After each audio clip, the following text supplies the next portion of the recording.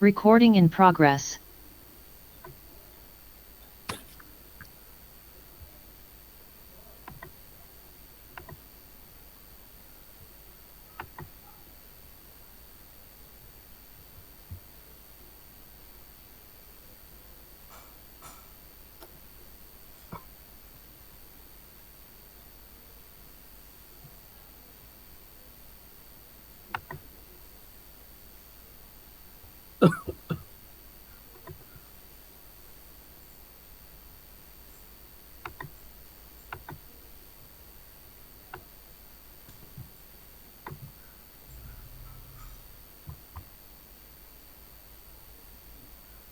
Good afternoon. Good afternoon, sir. Can you see this slide? Yes, sir, we can see that. So yeah, I'm going to start lecture on product design and process selection. You see the order is, first thing is, from marketing and sales, we get the ideas and inputs for products, okay? And then product development, and from there manufacturing. So if you look at the product development stages, you see we have customer market system, and then marketing and sales interact with the customer. So you see, marketing actually finds out the customer needs, and then they promote the products produced by the company to customers. On the other hand, sales take customer orders, and so and then they make sales calls. They make sales calls from customers, and they take customer orders and fill the orders. And then product development has mainly two stages. One stage is advanced research, and then you have product design. Advanced research is actually conversion of new product ideas, or for that matter, product ideas into uh, the more abstract level, more of an abstract level requirement. And then we develop a technical concept, and then that becomes an input to the product design. And also the product specification is another input. Actually, it's a major input is product specification, and the advanced research and the technical feasibility. This approach is another. And then manufacturing, product design is the main input for designing the production process, or process planning, that matter. And then for process planning, we need to get an input from sales, so that we can decide on the capacity of the production process. And then once you develop the product process plan, you start production, and then products go to the customer or the market system. So this picture gives you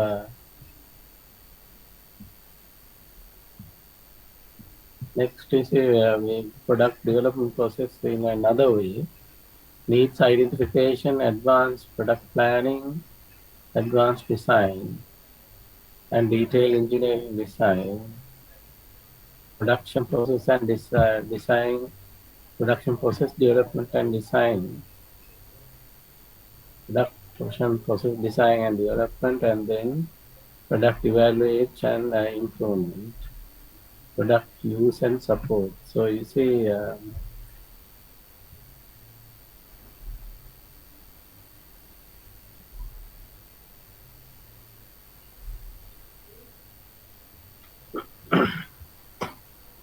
let's say customer need this for a telephone, okay, for a mobile phone.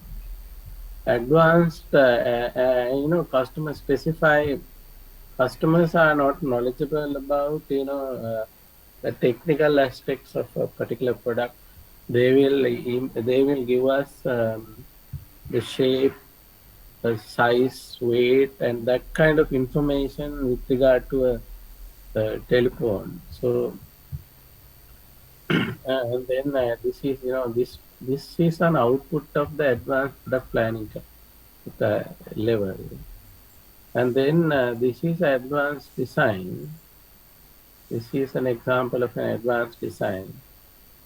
And then this is detailed engineering design is this one. So actually it is this particular thing that goes into um, production. And then, when we design for the customer, one of the observations is that, many products have too many technological features.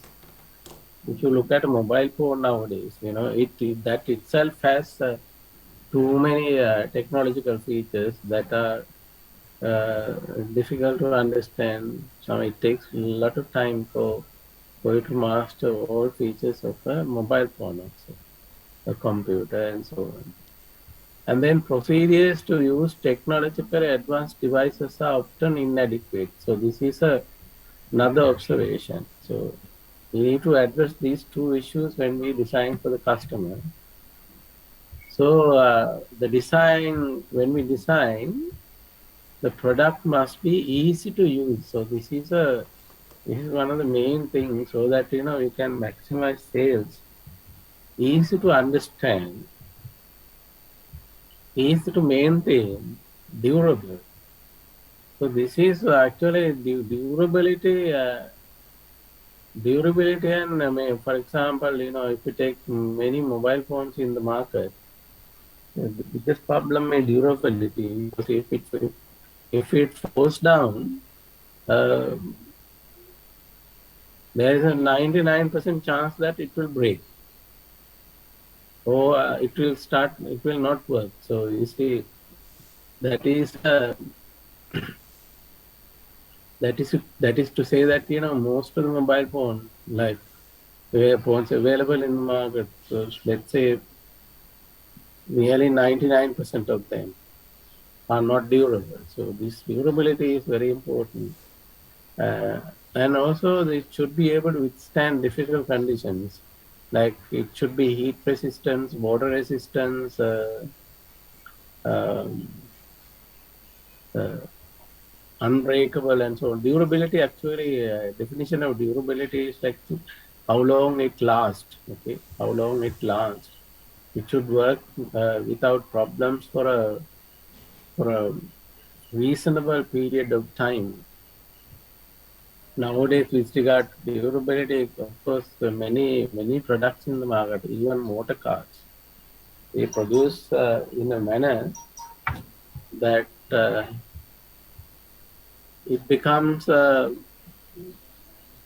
you see, not usable after 5 years. The motor cars produced these days, they produce for 5 years, and they sell it afterwards, like in Japan, for example. They produce for 5 years to run properly, and after that, their policy is to like replace it with a new one. So actually, they have a second-hand market in that good one, like Sri Lanka, for example. Sri Lankans import in large scale, used cars. Nowadays, even used cars importation is stopped, because we have a serious problem with regard to foreign exchange. Actually, the country itself created the problem of foreign exchange. So it is in my opinion, it is not the COVID-19. It is the mismanagement of the country that resulted in this kind of a problem. So that is like it's like when the water level is low, you in a lake, for example, in a restaurant or something, then only you can see the rocks and debris under in the bottom. So it's the same. Problems are visible when we have a situation like this, like COVID-19, for example. Real problems visible. The early days also, like if you take 10 years, 15 years ago, also we had the same situation, but it's when the water level is up, you can't see the real problems. So now real problems are visible. That's the difference. The problems were there all the time. So the when it comes to durability, nowadays modern manufacturers produce products so that it's not durable. Early days, like motor cars, before 1980 period, motor cars were produced to last for a long time. So that is the approach now. This current approach is actually it's not a good one. It is manufacturers or producers, sellers, everybody side a selfish motive. So, but the effect of a selfish motive is very much felt during a problem time. So that's why the world is having this many problems actually. So we discuss about the withstanding difficult conditions like water resistance, fire resistance, and when it falls down, it's not break. So such things. What do most companies, product development staff do?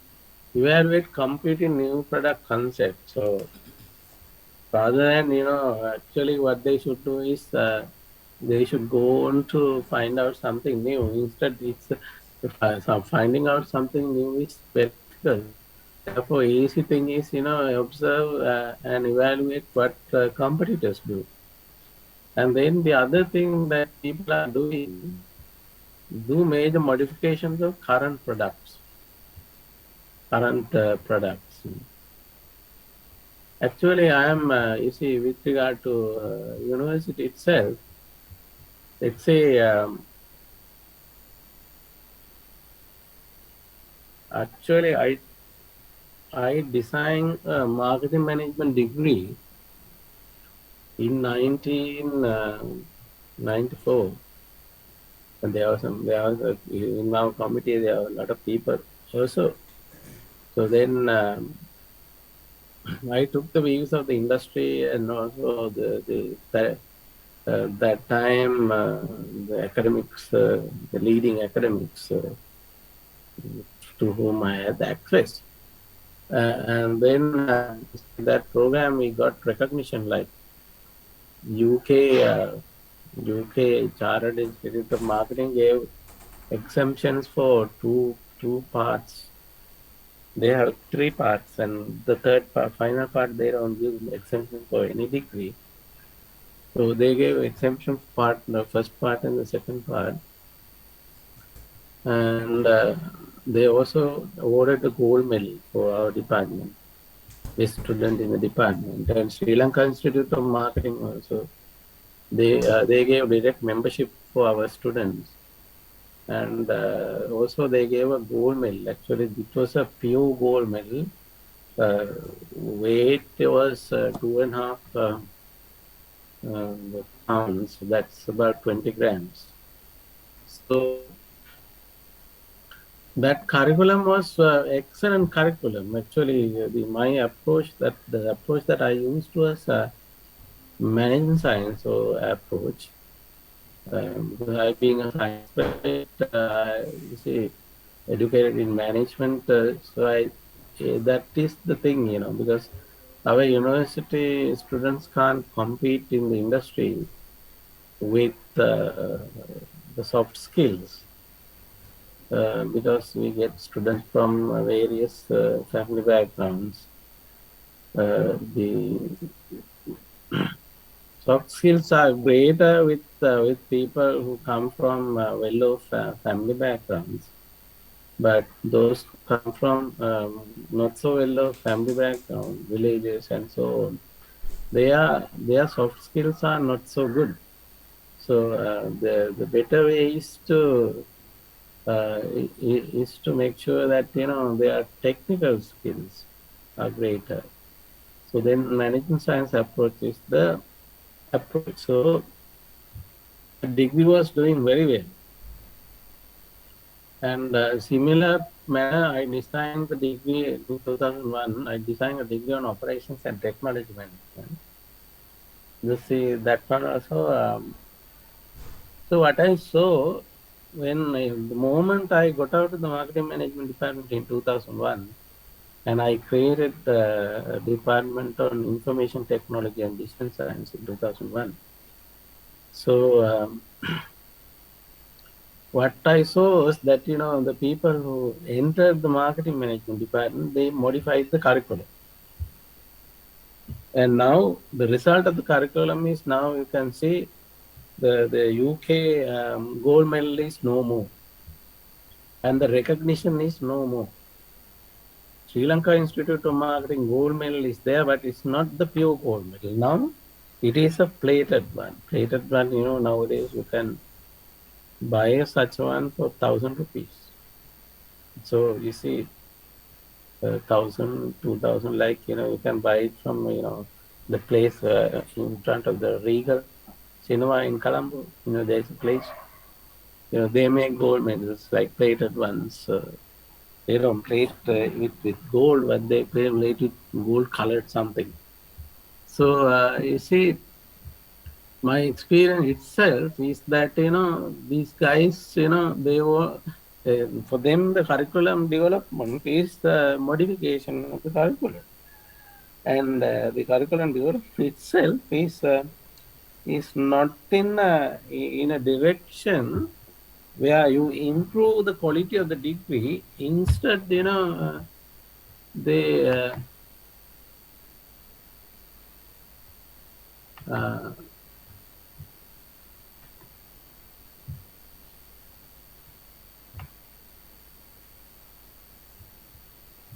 I will answer this thing, okay. So instead, they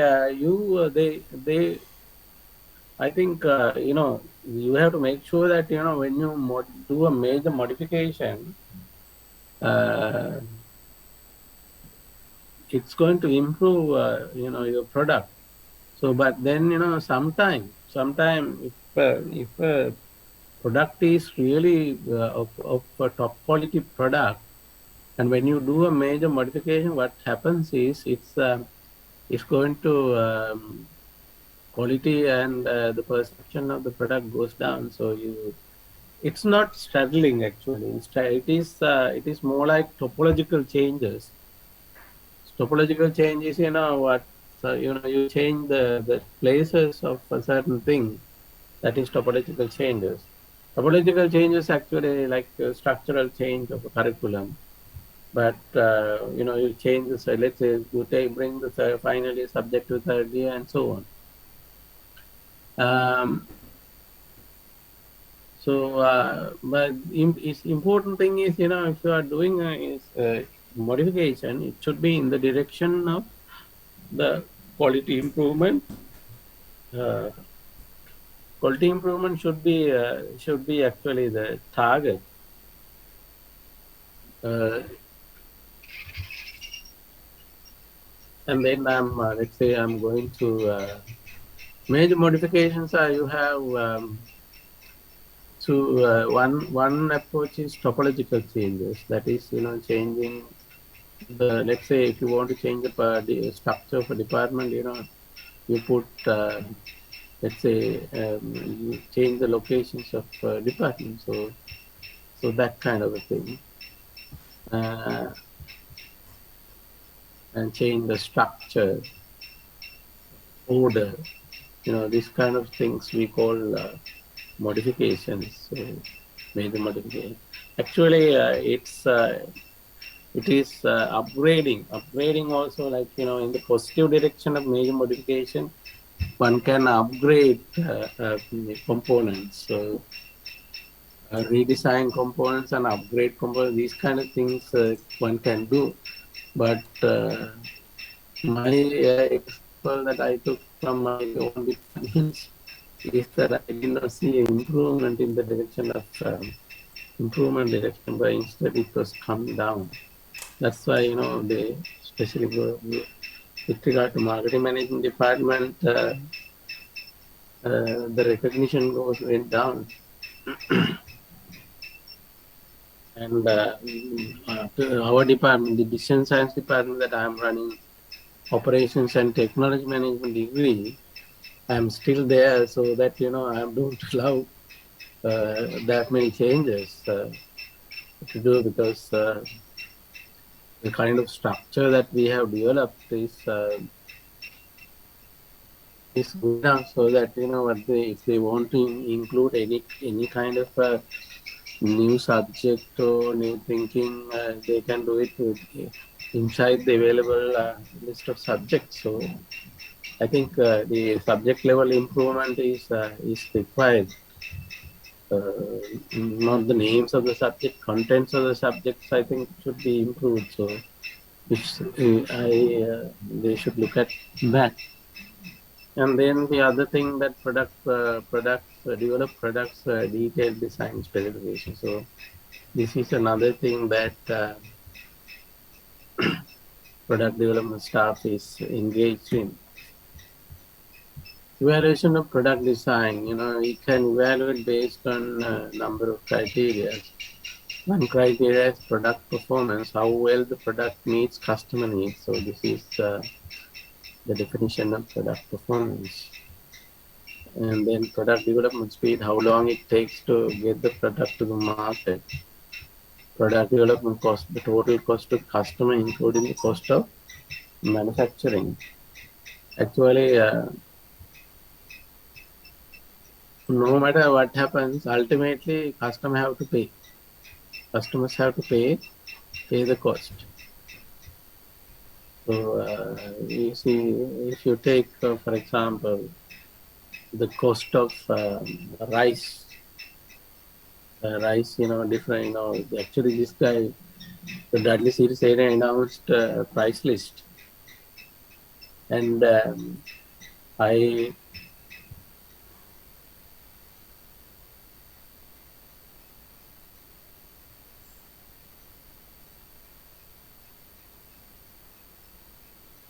product development staff actually is engineering staff mainly.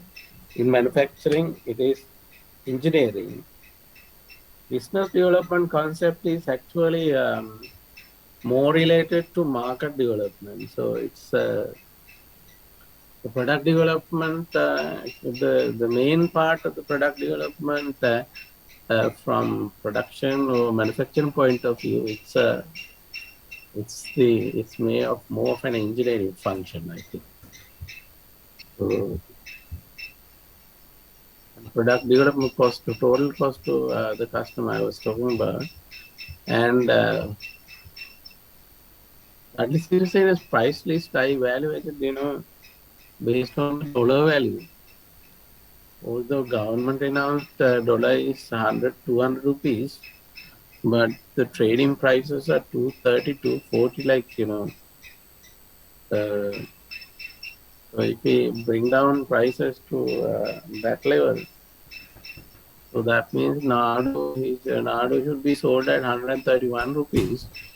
This guy announced 115 rupees, so it looks that Siriseni is more reasonable man.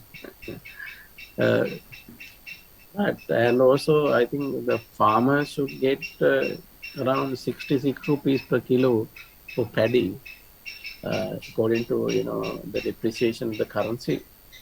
Because the when our currency altogether get depreciated, the the prices go up. So there are few number of things responsible. I think one thing is printing money. Other thing is like relaxation of the taxation. So they relax so many taxes, but the thing is actually we I was in the committee for economic committee of this the current government. How do you call preparation of the manifesto. I was in the economic committee. But our plan was to give a simple taxation method so that people understand the simple taxation, and then people voluntarily will pay the taxes. So that was the whole idea. But then we had a plan to maximize the total tax amount for the government, so that government was not going to become poor. But the thing is, once the after the election, immediately after the election, we are out of the thing, and then new people came in. So the whole idea is only in paper. So that's what happened. So we are responsible for the document, but we are not responsible for the implementation. So implementation is done by other than us. So we cannot do anything about it. So that's why. Otherwise, if you were there, actually, you would have got this thing going even with the COVID-19. As far as I'm concerned, if you properly manage the whole thing, COVID-19 would have become a blessing in the disguise. So that's what my views are. But we so anyway, ultimately the total cost is passed down to the customer.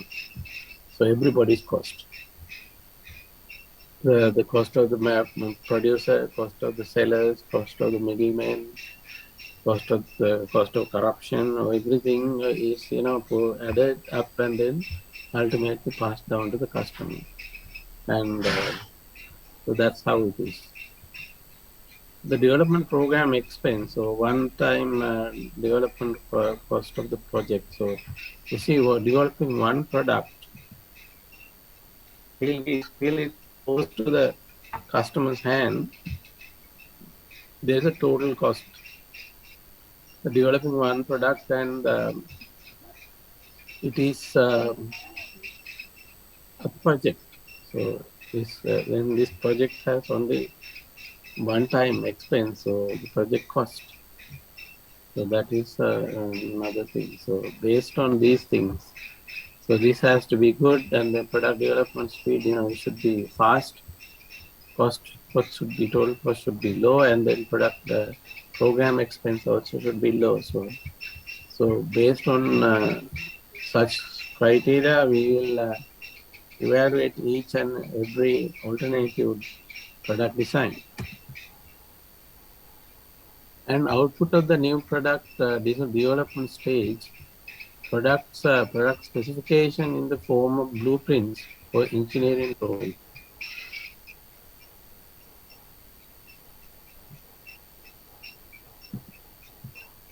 Product development, generating new ideas. So typical marketing approaches, you have customer surveys, demographic analysis, focus groups, and benchmarking. And then one of the other popular approaches is Teams approach. more and more companies rely on teams from throughout the organization, including marketing, to come up with new ideas. So actually, the ideas can come from anybody, not just marketing and sales. The product people in the production department can bring ideas. Uh, uh, Also, sometimes you never know who will bring the idea. So we need to have a culture where we are open to new ideas. So you can also have volunteering teams. So teams can be created in a manner that the people will volunteer to join the team, so that the new ideas will brought up, and then actually those who bring the new idea are the people who have the perception of developing the idea. So we need to make sure that people who bring the idea are in the implementation level. So then only you'll be able to see the success, total success. Otherwise, these days in our country, one of the biggest problems is that those who have the ideas, the people steal the idea and then kick the person out. So that approach, with that approach, you don't get there. So because the people who bring the idea are the people who have the implementation also.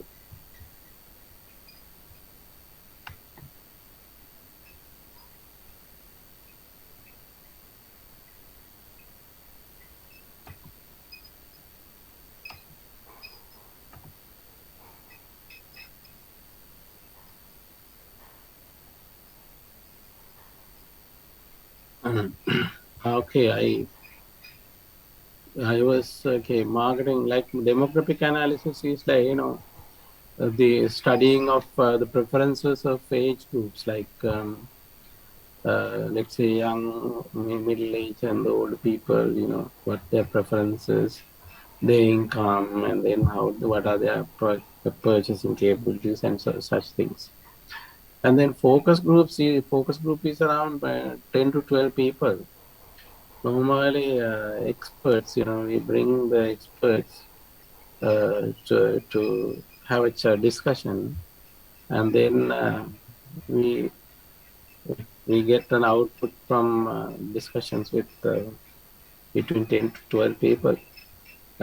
So, uh, and then the benchmarking is, actually referencing. Benchmarking is sort of copying. Uh, let's say somebody like company A is doing better in a particular product, so that their product is a benchmark for company B, who is not doing well. So you see, the person who is doing well is a good benchmark for person who is not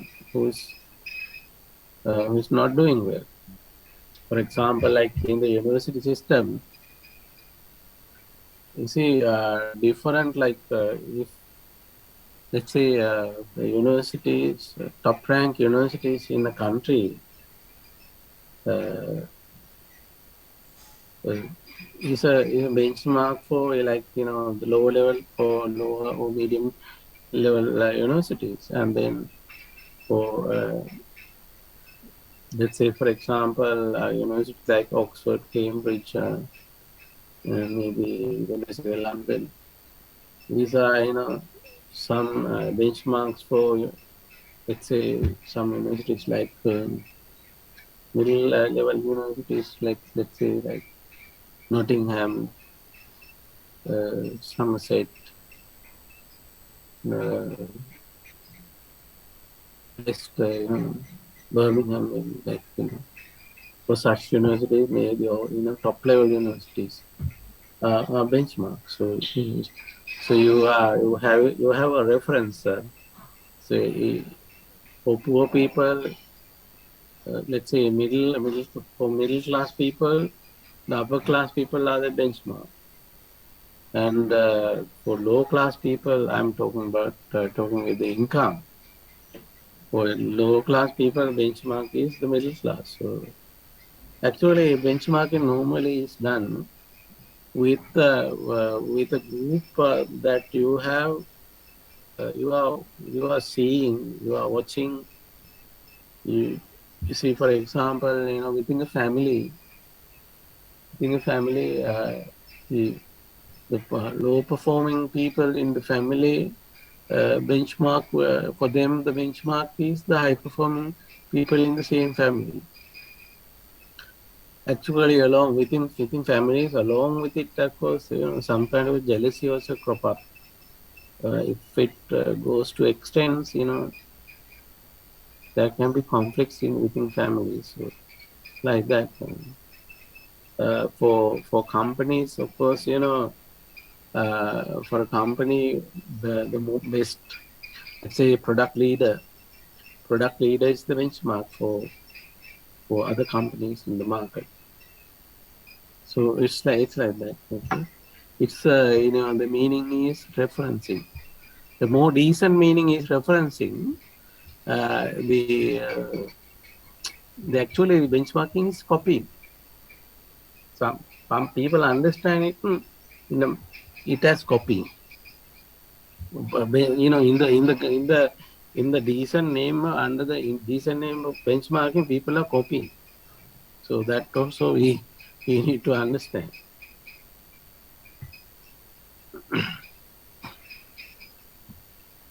And then linking design and manufacturing. You see, actually, the design is normally, let's say, design engineers do the design. Manufacturing, the but then people in the manufacturing department are the ones who produce the product. So it's so that when we design, we should design so in a manner that manufacturing is feasible and also straightforward. So that's what we call design for manufacturability. And then frequency of design changes. How frequently we have to do the design changes, and then opportunity for design changes and concurrent engineering. So we talk about design for manufacturability, design the product so that the user here, the user here is producer of the design is the design engineers. The users are the production employees. Okay, so production employees. Remember, design engineers are they are technical staff and engineering and then qualified, educated people. But then here, the user may be a mechanic or production line employees. They may not be that educated. So, but still, they have to produce at least a component. So they should be able to figure out, how to produce this. And so that's why designing a product so that user can look at it. Here, user, the manufacturing people figure out how to use it quickly without an instruction manual. So that's why we need to design a simple design so that manufacturing people will understand how to produce it. And then frequency of design changes. And technological innovations is introducing new technology that enhances the function at higher quality or lower production cost. So, depending on technological innovations that are happening in the competition, uh, you see, for the, either, whether you are a leader or a follower, you are compelled to, let's say, if you are a leader, in order to be in leadership, you need to come out with new technologies and then do better than competition and maintain the position. So for that, you need to come out with new technologies. Yeah, and innovation actually, innovation Innovation is defined as actually creation plus commercialization.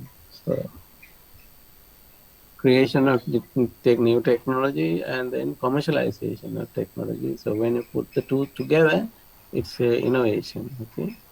So technological innovation is like creation of new technology and then commercialization of it or putting into practice.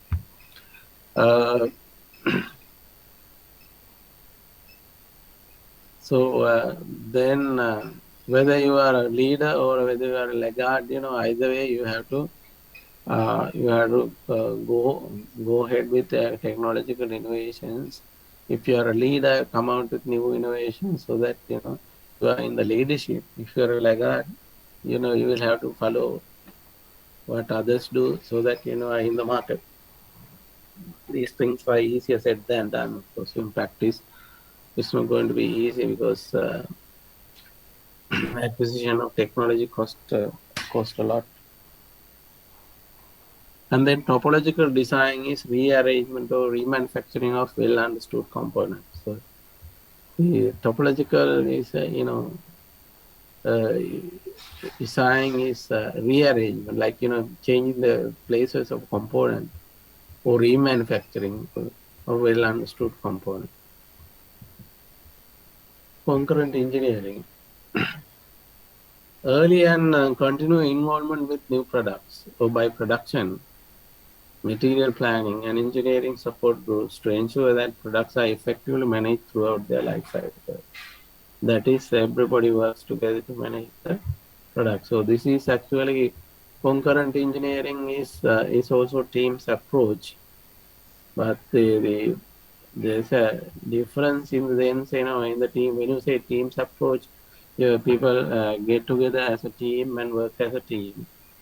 Here, in concurrent engineering, for example, where while the product design department is working on the product design, design engineers are working on the product design, and then process design engineers are working on the production process design, and material planning people are looking for material, suitable material in the market, so that when these activities are done in parallel, that is to say simultaneously, and then the final output is obtained quickly, so that whatever can be done parallel is done, so that the activities that you have to do sequentially is minimized, so that the product development speed is very fast.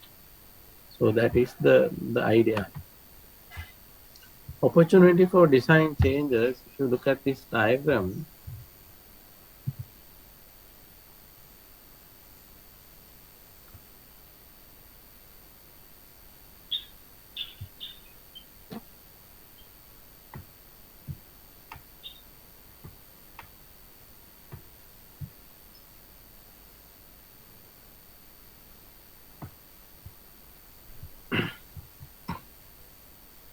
you have stages. Okay, stages is the concept stage, detailed design stage, prototype stage, and validate and trial production.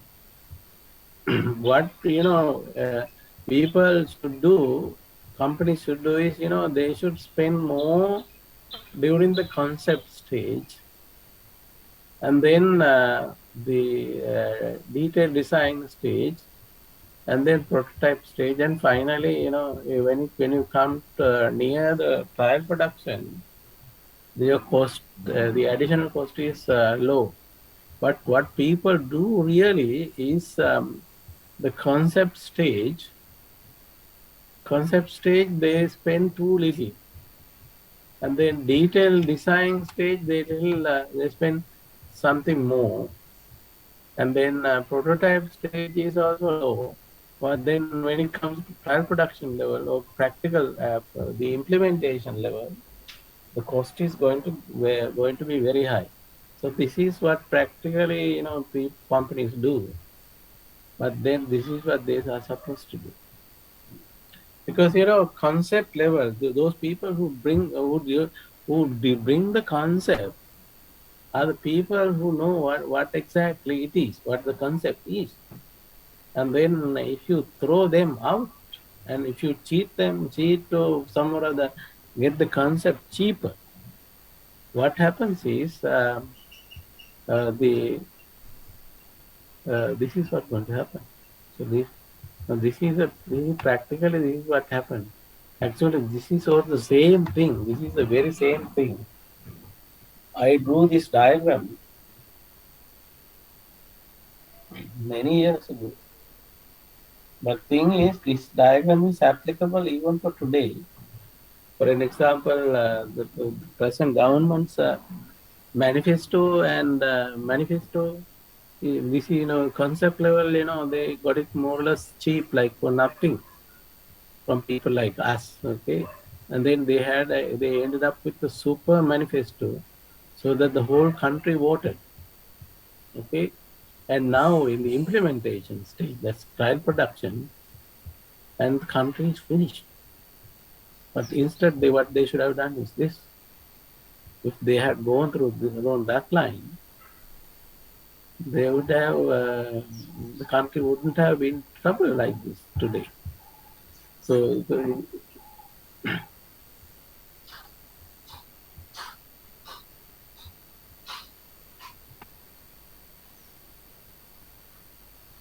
opportunity for design changes. So previous diagram shows that manufacturers spend far too little on finding flaws during design stage. Prudent operation is to spend more to ensure good, sound, user-friendly design and expecting to profit through reduced committed cost later on. So value analysis and value engineering concept. So they achieve equivalent or better performance at a lower cost while maintaining all functional requirements defined by the customer.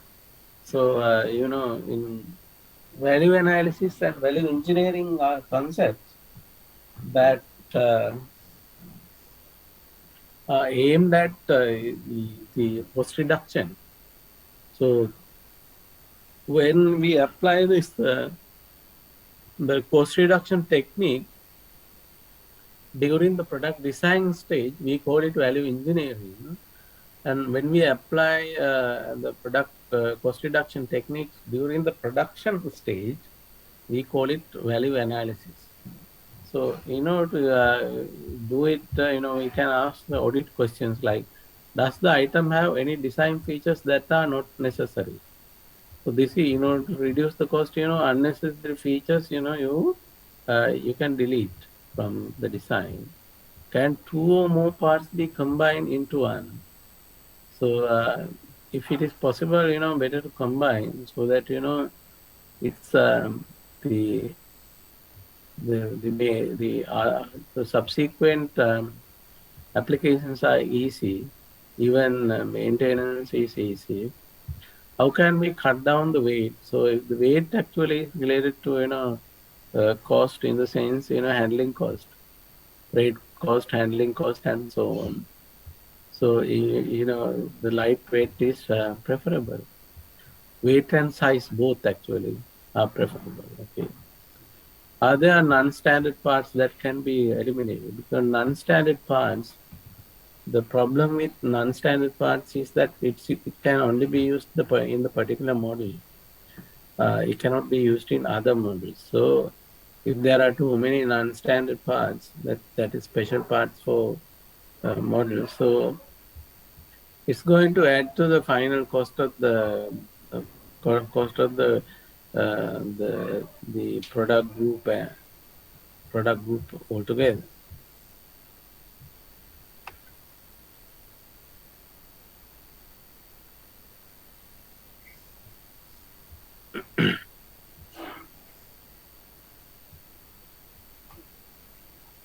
Value analysis is a cost reduction technique. It's value analysis, value engineering both are cost reduction techniques. Okay, and when you apply the cost reduction during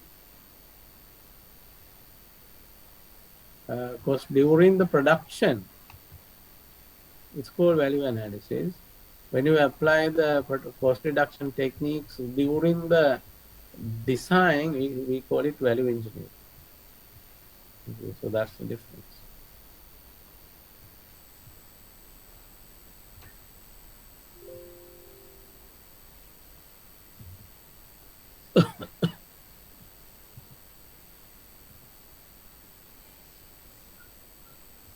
And then you see the first stage is if you recall the diagram. So let's go back to the diagram.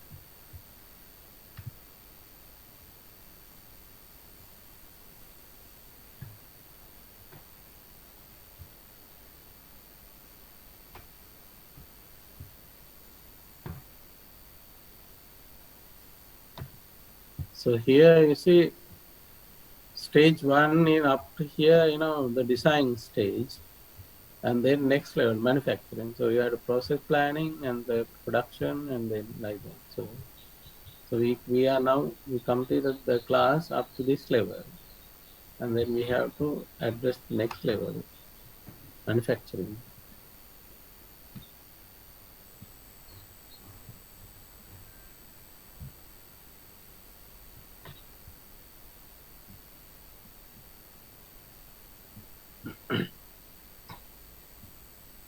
Process selection. Okay. So then when we select, there are four main categories of processes: conversion processes, fabrication processes, assembly processes, testing processes.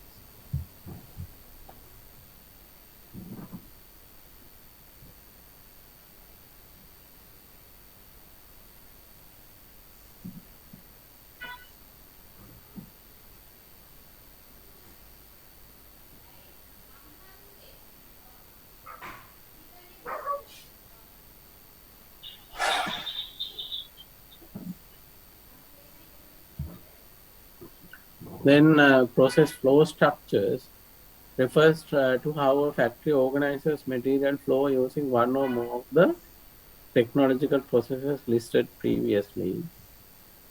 And then four major process flow structures we have. One is job shop, batch shop, assembly line, and continuous flow.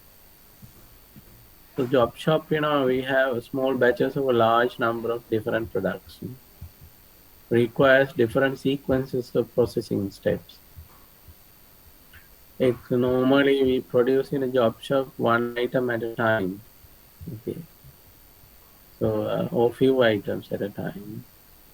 Examples: commercial printing firm, airplane manufacturer, machine tool shop, plants that make custom design products, restaurants. In these places, commercial printing, you print one order and then go to the next one. Like so, it's a two different orders. And the airplane manufacturer, they manufacture one plane and then clear that one, produce the one, and then you start a new one. And shipbuilding, the shipbuilding also, in the dockyard, you produce, you build a ship and then take that ship to the sea, and then start the new one. So like that, the machine tool shop, these are places where you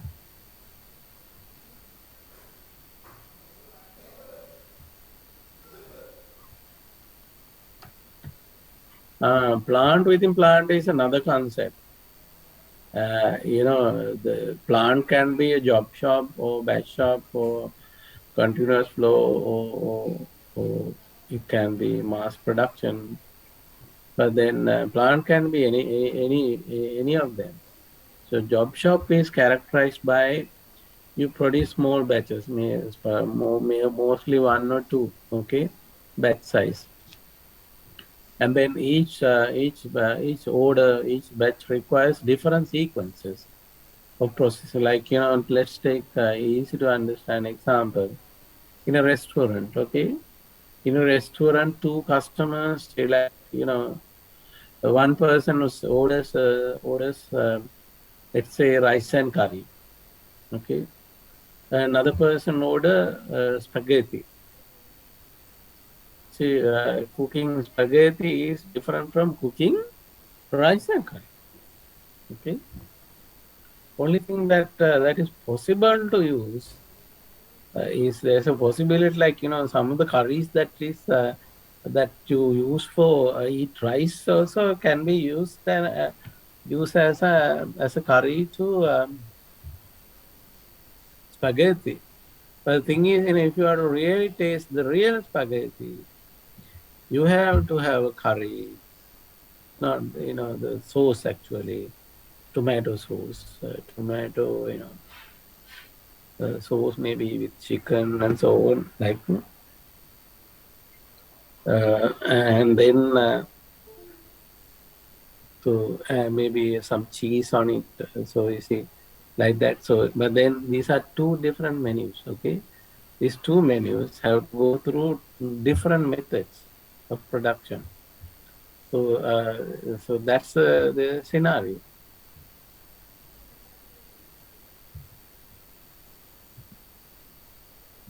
And then batch processing. So in a batch, somewhat standardized job shop. Normally, in a batch size is like maybe 100, 200, 300. Um, Maximum batch size maybe around the 1,000 units. But somewhat standardized. So see, from batch to batch there are variations, but within a batch it's the same product. Okay, suitable when business has relatively stable line of products. Producers in periodic batches for customer order or for inventory. Within a batch, you have the same flow pattern. Examples: heavy equipment, electronic devices, and so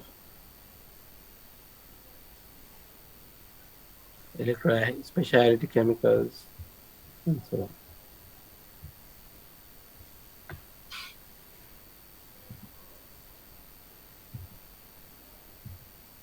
Then we have assembly line. Assembly line is actually large production. We call it mass production. Batch sizes are big batches. Okay. For example, in a garment factory, maybe your lot size maybe 1,000 units, no, 100,000 units, 1 million units, like that. The huge sizes. In motor cars, of course, assembly line. Normally, assembly line is, it goes on until the order is like orders, maybe. You see,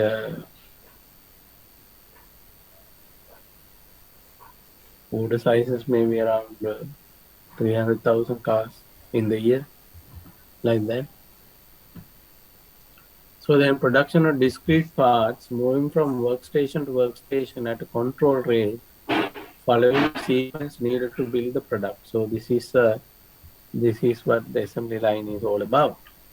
Examples: you have manual assembly of toys and as appliances. It comes to appliances like oven, TV, refrigerators, and so on. Automatic assembly of automobiles. Actually, I visited one of the Ford company factories. They produce 1,200 cars per day in factory, and actually factory is fully automated. So when other processes are employed in assembly line, it is called production line. Example, garment factory. So we don't call garment factory also employs assembly line, but then we don't call it assembly line, but instead we call it production line, because the in an assembly line method, main production the process is assembly.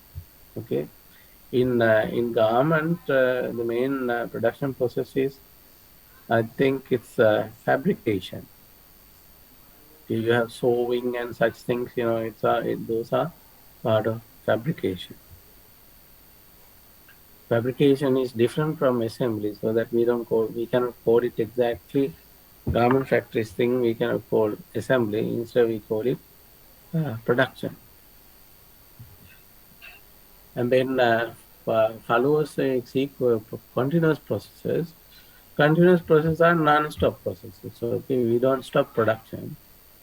Follows predetermined sequence similar to assembly line or production line. Here, process is continuous, that is non-stop. And then production setup is expensive. For example, if you take steel production, normally in order to get the heating level to produce the proper quality steel, you have to heat the plant for minimum 3 weeks. So heating cost a lot, the initial stage. So in steel production plant, the main cost is setup cost. Okay, setup cost, that is preparation of the plant so that you can produce steel. So it takes let's say heat the plant up to let's say 5,000 Celsius or something. It takes time. Okay, huge plant is heating. So that is how the main thing about continuous flow is setup is expensive, so that you don't stop production. As long as production is going without a problem, that is you are not producing defectives, you can continue. Okay. So if you find that you are producing defectives, actually you are compelled to shut down the production and restart again. So it's a very expensive affair. But that's how it is. So this applies to petroleum refineries, steel production, nuclear power plants, chemical production, and so on. Setup is expensive. Highly automated, in effect, constitute one integrated machine. So in a continuous production plant, let's say if you take oil refinery, so it's more or less one machine. Like steel production, it's also it's looks like one machine.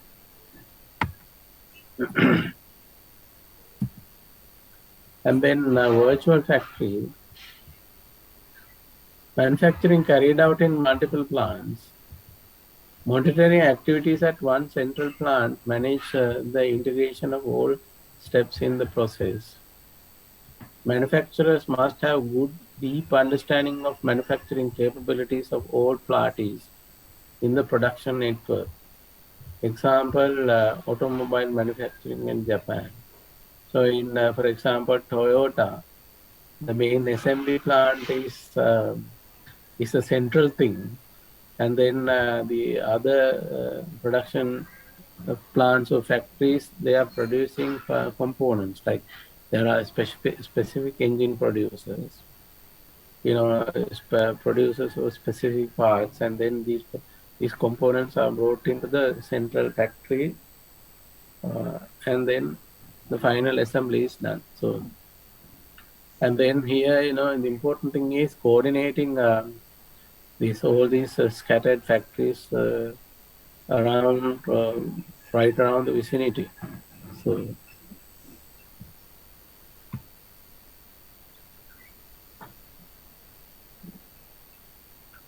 uh, so this diagram, let's say you have job shop, batch, assembly line, and then continuous flow. So along this direction, you have, and then along that direction, flexibility high, unit cost high. Let's say in the example job shop, flexibility high because you can produce different items, but the unit cost is high. Here, flexibility low. You cannot continuous flow. For example, you cannot produce different items. You only have to produce only one thing, but the unit cost is low. And then along this horizontal axis, low volume, one of a kind. Multiple products, products low volume. Few major products, high volume. High volume, high standardization. If you take, for example, continuous flow, you have high volume, high standardization, sugar refinery. Few major products, high volume, so automobile assembly, Burger King, uh, and then multiple products, low volume, heavy equipment. So this heavy equipment manufacturing is more like batch shop, okay? And then low volume, one of a kind, commercial printer, French restaurant, some example. So these are the major stages of product and process life cycle. One thing is, competitively, since many of the products that, let's say, sugar, for example, sugar, if you can produce like in the job shop and produce different varieties of sugar for for special market segment, very special sugar, for example, for special market segment. So then you will be in business. You'll be in business because there are not many people in this class. This is empty and this is also empty. So this when it comes to market segmentation, these are some ways of looking at. For example, when all cars are produced in assembly line, but not all cars, like the expensive cars, like for example, Porsche is produced in a batch shop. Also, is produced in the job shop. Porsche batch shop. Then things like I think McLaren, Ferrari, Lamborghini, not Lamborghini, Bugatti. Bugatti is also produced in the job shop. Ferrari, I'm not sure, but then McLaren is mostly produced in a job shop because they are order sizes. They produce like 30 cars per year or something. So batch size is around 30, so it's more like a job shop. But Ferrari, I think because of the demand, they must be producing more cars. So if they have to produce more cars, I think they have to go to the batch shop. Bugatti definitely is producing in job shops. So you see, very expensive cars like Rolls Royce, Bugatti, McLaren, they produce in job shop. And then Lamborghini is also in this class, but then in the Volkswagen, actually it's Volkswagen who produce Bugatti, Lamborghini, Porsche, Audi, Volkswagen, and then there's another one, like the Czechoslovakian car. I don't remember the name. Uh, so they have cars for all market segments.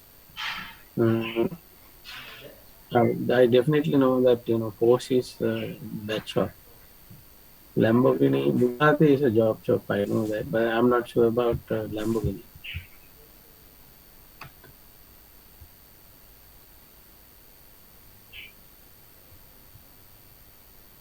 Who is asking this question?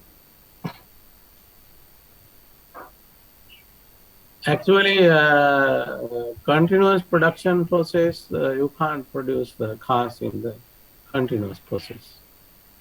The maximum you can do is, assembly line. These are like steel mills, sugar refinery, petroleum refinery, chemicals, plastic. It's produced in the continuous production. It's not possible.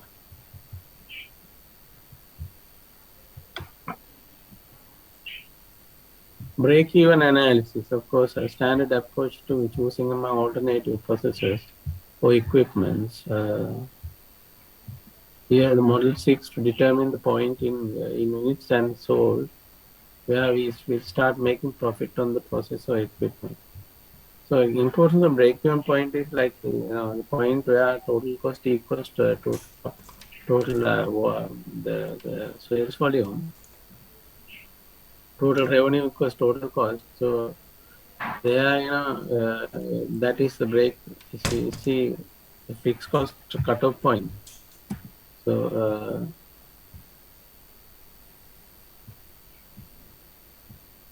let's say as a formula, purchase cost of processor equipment, price per unit minus cost per unit,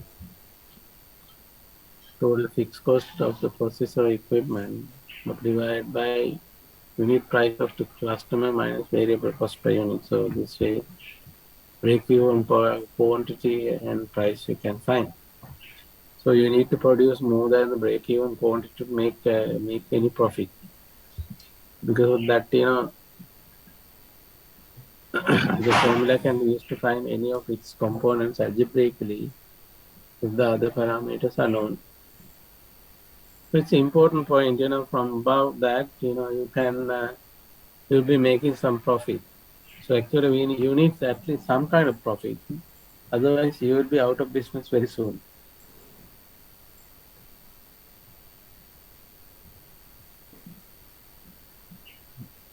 So this example, suppose you want to purchase a new computer that will cost $5,000. It will be used to process written orders from customers who will pay $25 each for the service. The cost of labor, electricity, and the phones used to place the order is per customer. How many customers will we need to serve to permit the total revenue to break even with our cost? To break the total fixed cost of the processor equipment. Unit price to the customer minus variable cost. So 5,000 divided by 25 minus 5. So that's about 5,000 divided by 20. 5,000 divided by 5 is 250, right? So you need to sell 250 units.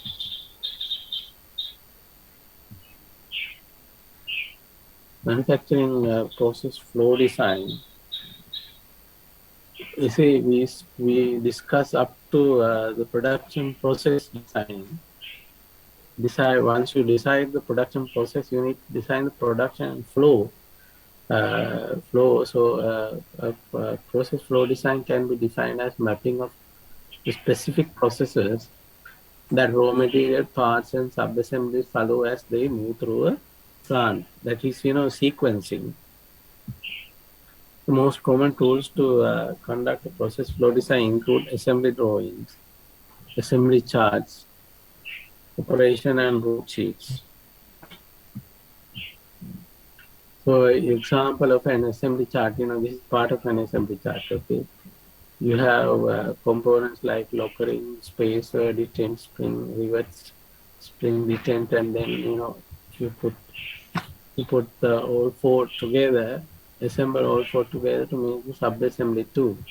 And this sub-assembly two is an input to assembly two. And then inspection. In the box for, you have inspection. In the circle, you have a process component or assembly operation. And then example of process flow chart. See here we use this triangle, inverted triangle material. It's this is used to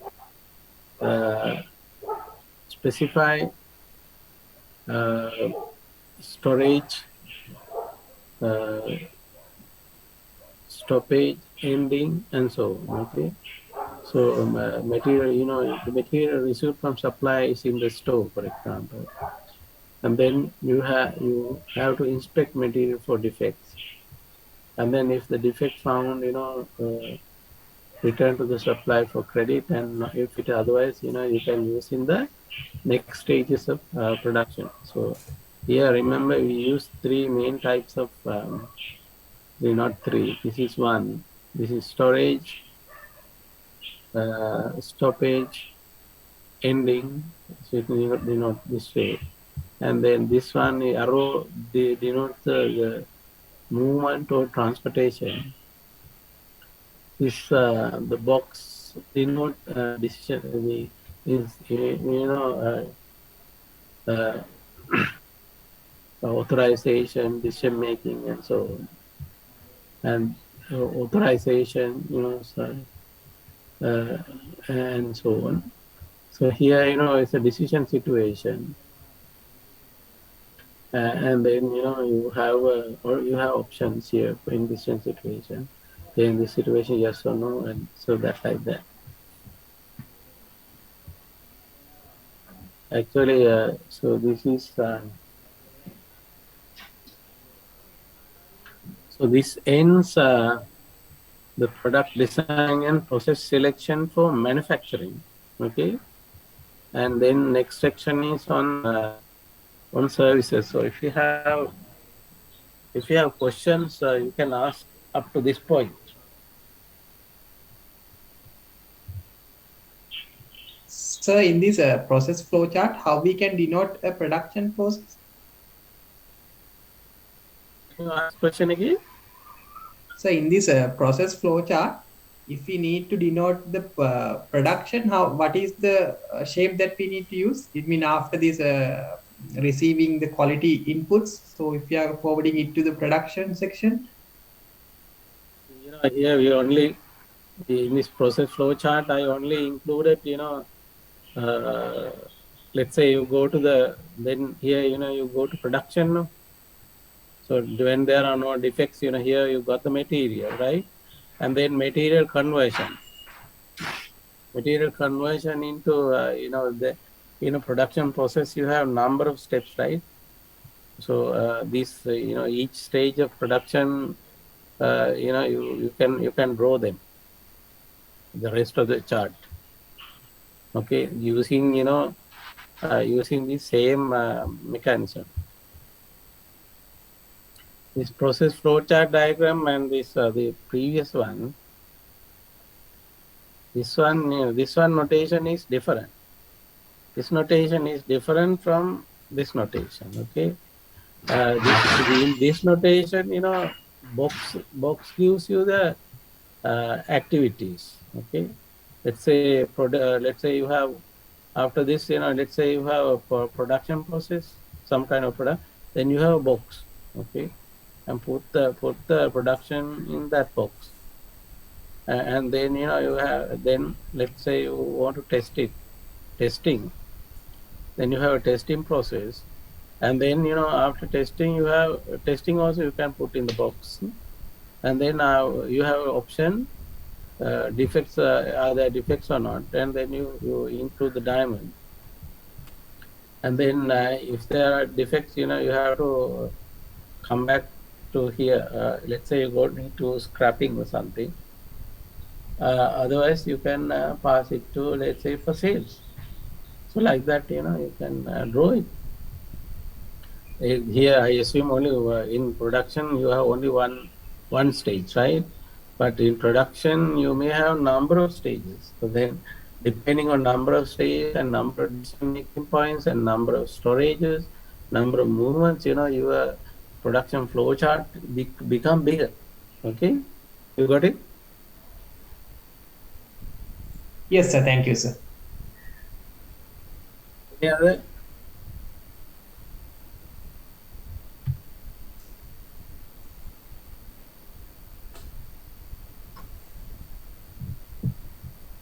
So do we have standard symbol for this process flow chart? That's mean if we do some action, we put square likewise. Do we have any standard symbol for this? Actually, if you want to draw a process flow chart, these are the symbols, right? Here, process flow chart, right? Right. In here, if you want to draw an assembly chart, the symbols are like this. Here, the processes are circles here. Okay, here component or assembly operation. These are process operations. Okay, and then inspection is in the box. Okay, Right, sir. So Right. two types of notations, but these notations are different from the process flow chart notations.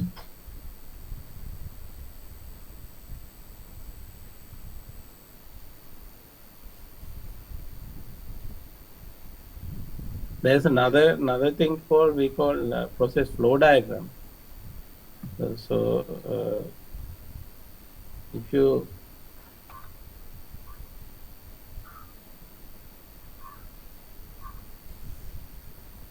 uh, okay, are there any questions? Any more questions?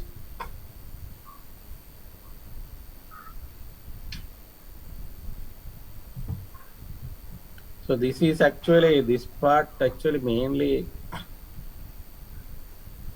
engineering technical side. This is mainly a technical side, more of technical side than management. There's a bit of management in it also, but then we were discussing mainly technical aspects. So if you don't have any questions, you can. I'm going to give you a break, and then we will meet at 3 o'clock. Okay, 3 o'clock, and after the break, we will discuss product design and process selection for services. Okay, and we meet at 3 o'clock.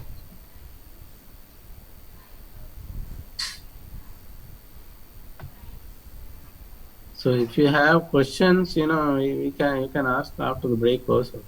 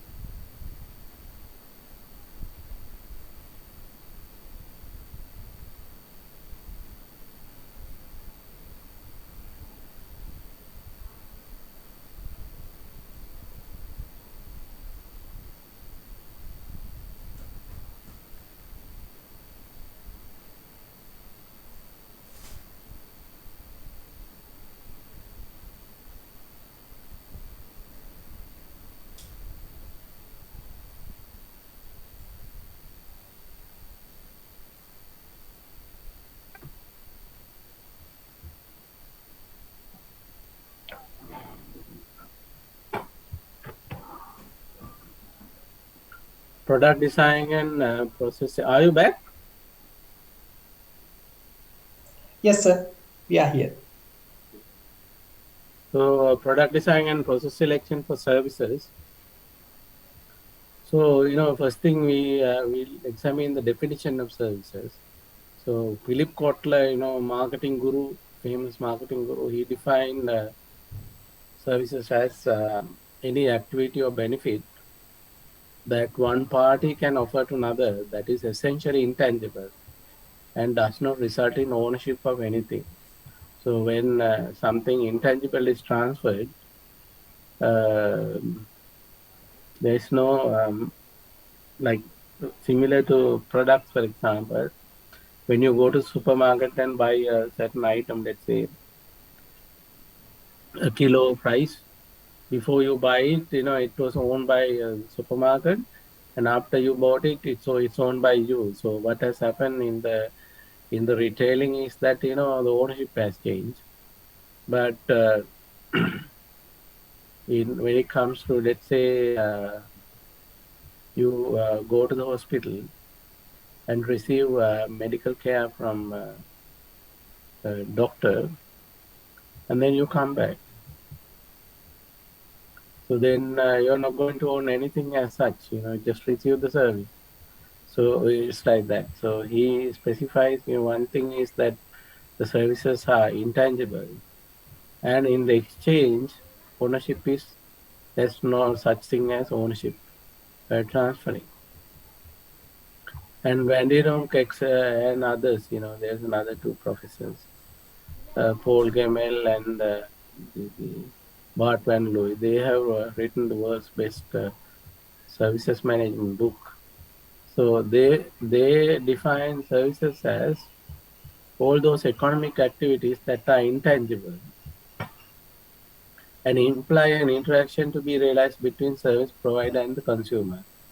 So they specify mainly two things. One thing is intangibility. Other thing is, during the service delivery, there is an interaction between the provider and the consumer. Provider can be the service system or it can be the employee and so on. And then nature of services. Service is, everyone is an expert on services. You see, with regard to services, we all consider ourselves expert. Like, for example, in the class, if you ask students, same lecture, some one student may say that I'm very happy with the lecture. There may be another student who say, okay, lecture is pathetic. So it's because the it is in the hands of the student the understanding of a particular subject matter. So in order for him to understand how it should be taught, uh, is actually not really in the hands of the lecturer or teacher. It's in the hands of the student. Student think, if this teacher teaches me this way, I could understand. The other student who understood it, he would say, he would say, okay, he did well, and I was able to understand. So like that, they everybody has a special understanding of services, so that special understanding, if we deliver then we get the satisfaction node, but otherwise we get the dissatisfaction node. So the same service delivered by two people will be evaluated differently. So like that, two different customers for the same service will be evaluated differently. It's because the customer themselves are the experts on the service itself. And then services are idiosyncratic. Idiosyncratic means it depends on people. Like the service it depends on the customer. It depends on the employee. So it depends on individuals. That's why I like individualistic. Quality of work is not quality of service.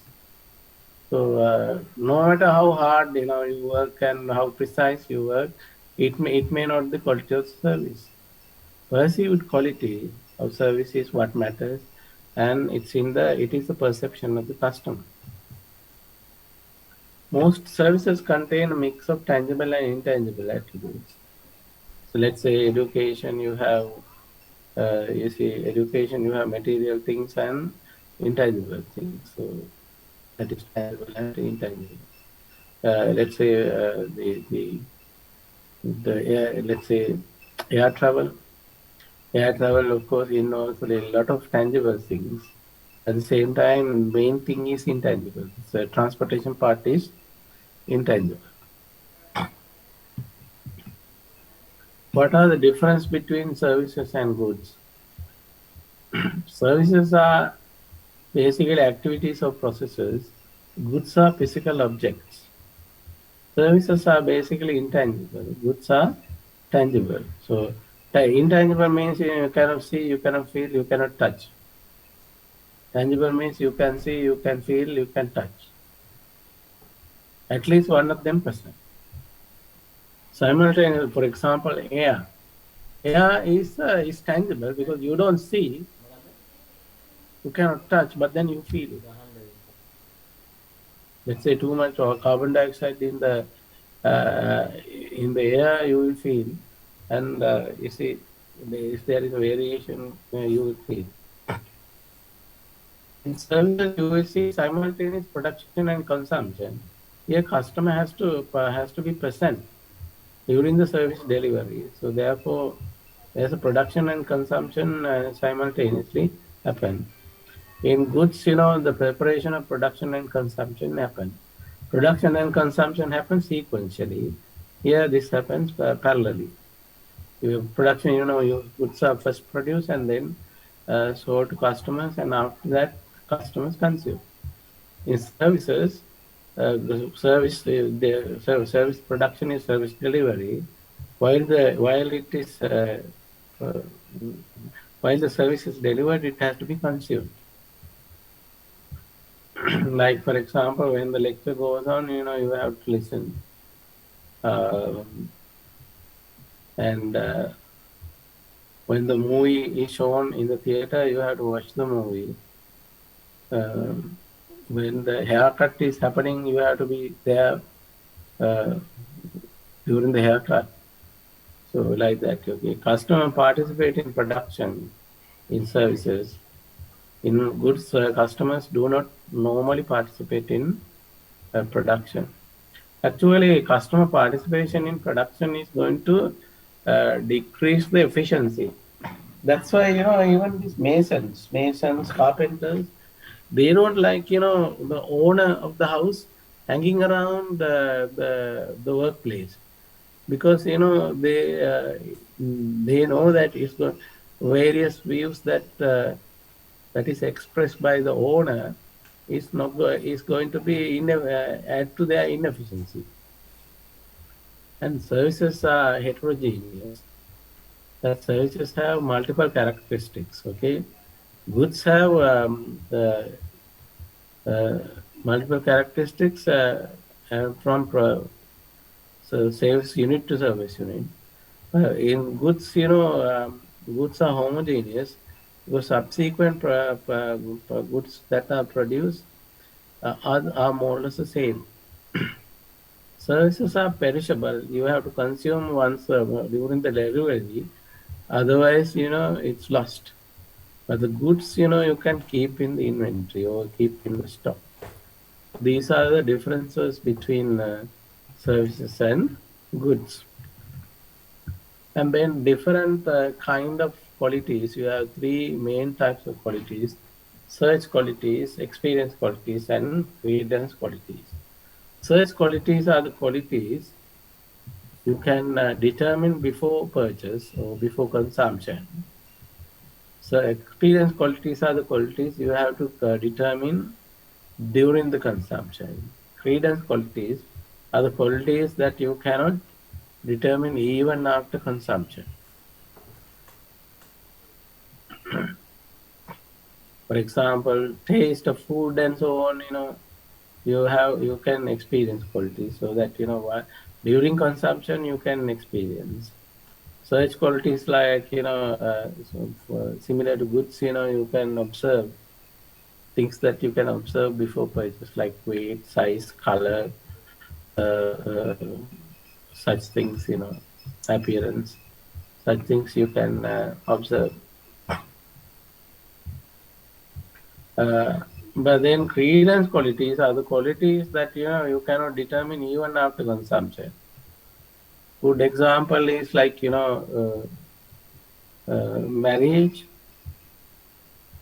People, boys, let's say boys, they in order to find a partner, they look for such qualities like the outer appearance and whatever they can observe before marriage, and then trust and the trustworthiness, the loyalty, cooperation, and such things.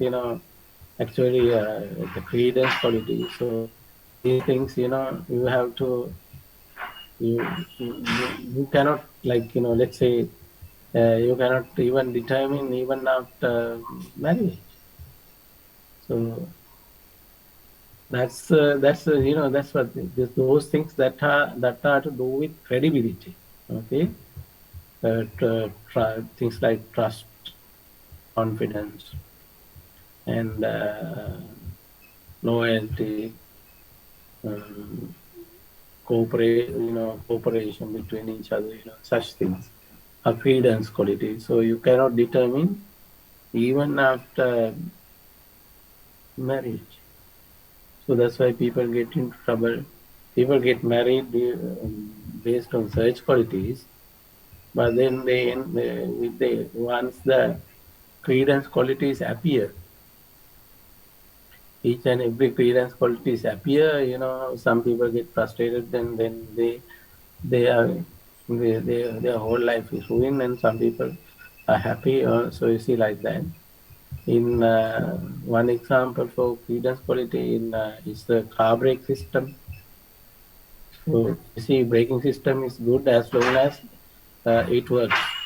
But the moment the car breaks down, then only you realize, okay, braking system is fault. So like that. That is, after installation or even after driving for some time, you cannot say the quality of the car braking system. The moment it breaks down, you say, oh, it's broken down. So like that. And then implication of tangibility. So you have different kinds of qualities and tangibility spectrum. See, search, experience, and credence qualities in this direction, tangibility and intangibility. So search, when the product or service is more tangible, search qualities are greater. When the product or service is more intangible, when the credence qualities are greater. So intangibility is related to the greater the intangibility, greater the credence quality. The greater the tangibility, the greater the search quality. Experience quality lies in between. So this is this different kinds of qualities and tangibility spectrum. On the other hand, simultaneity, goods are produced first and consumed after.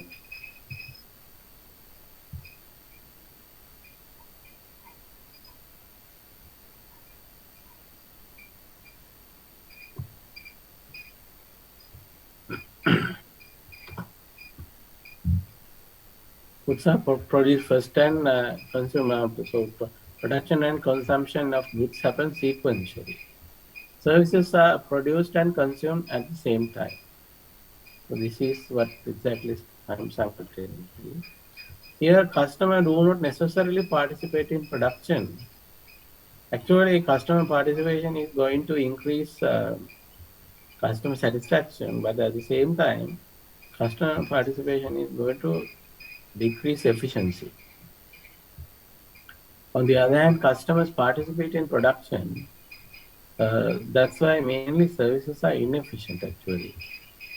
No, you see, when it comes to contact, so in goods, there is no contact between the producer and the consumer. Whereas, in services, contact employees, there are employees contacting with the customer so that these contact employees need careful attention because, you are not going to get always same customer, same type of customer. So that, the contact employees have to deal with the same situation. No, it's different. Contact employees have to deal with different customers with different attitudes, expectations, emotions, and moods. So they have to adjust to these kind of variations. So that's why contact employees need serious level of attention. And goods are not place dependent, services are place dependent.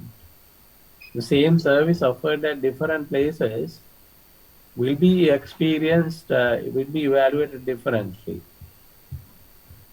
So that's why, sometimes, workshops, when kind of a lecture delivers at a workshop at a very comfortable location, let's say a star class hotel, and the same lecture delivered in the university is perceived differently. Okay, so place dependent, time dependent.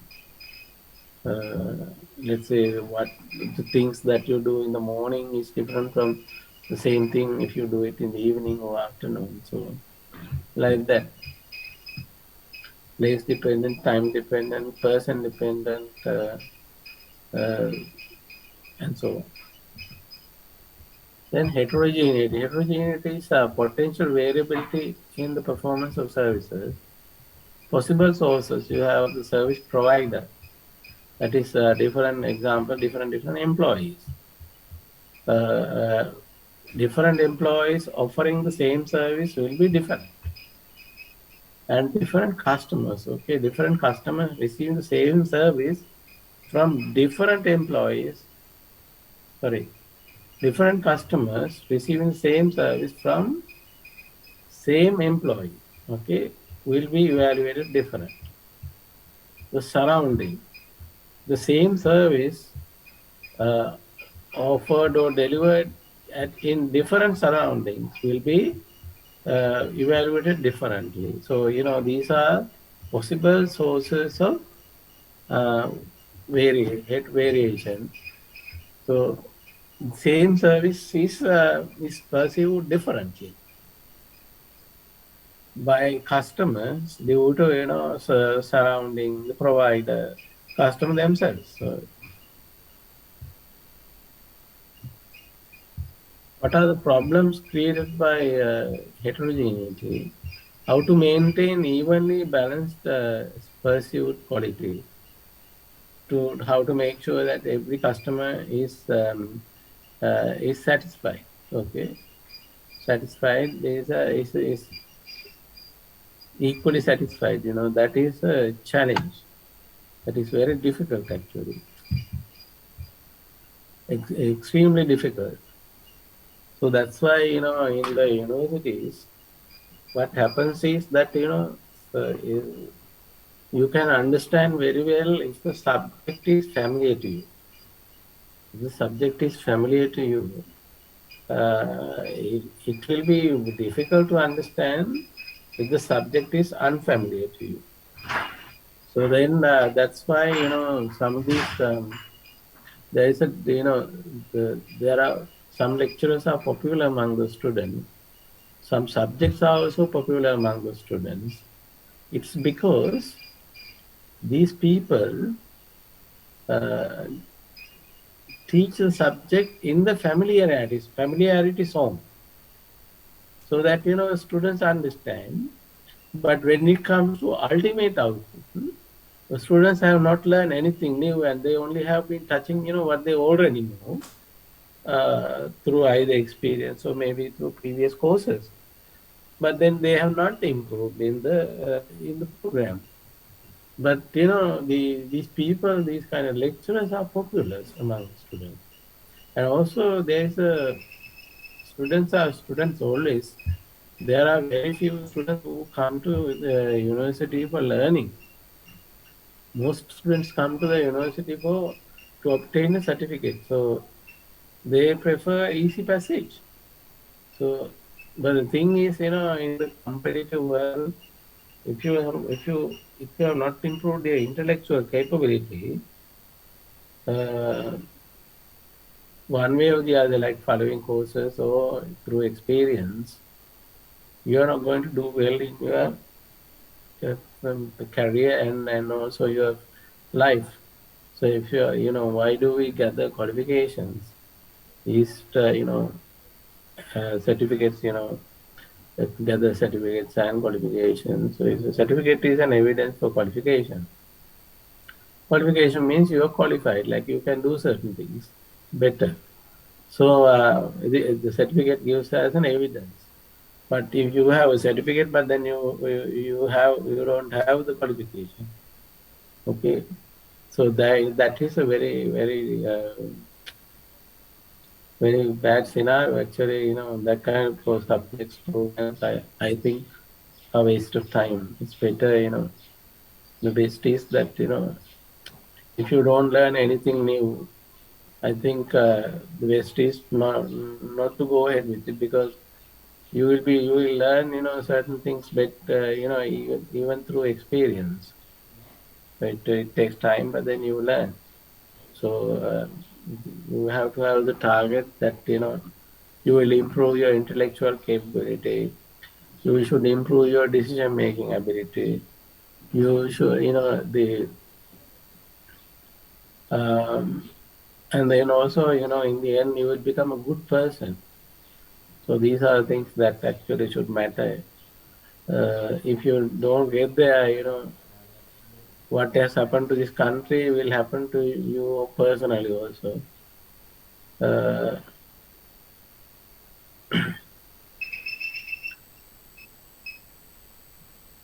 Adoption of uniform production procedures. Okay, in order to, like, the problem in how to maintain evenly balanced quality is the problem. So in order to get there, of course, we can adopt uniform production procedures.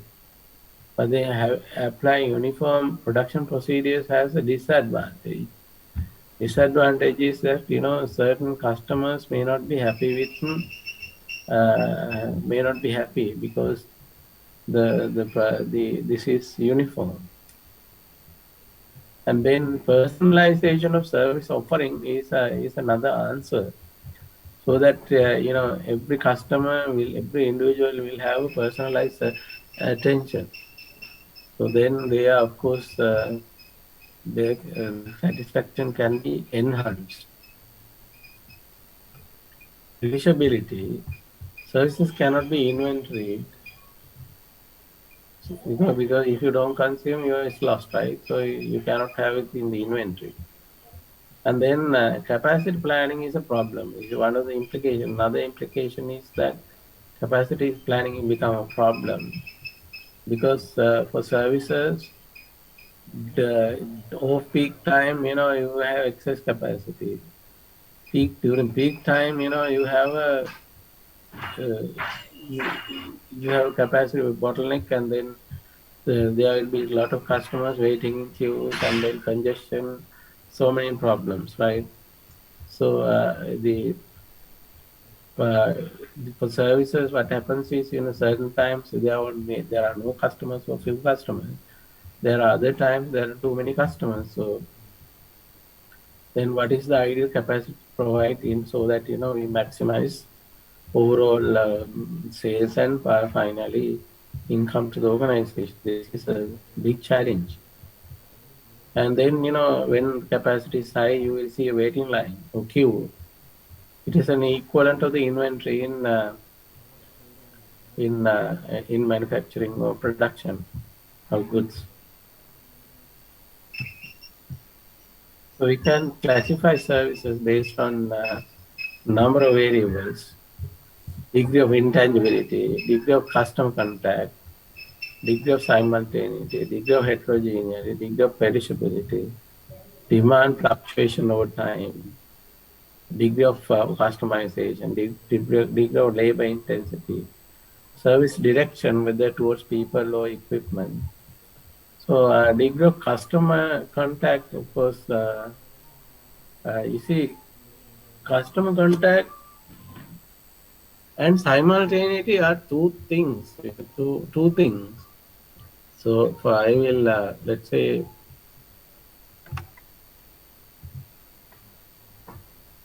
if we draw,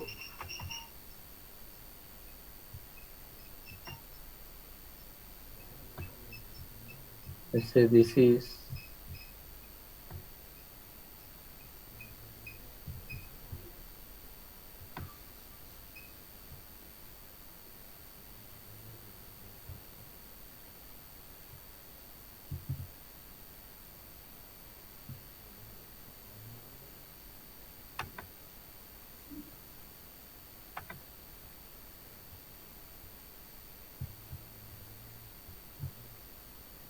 let's say this is the service provider time plus presence duration.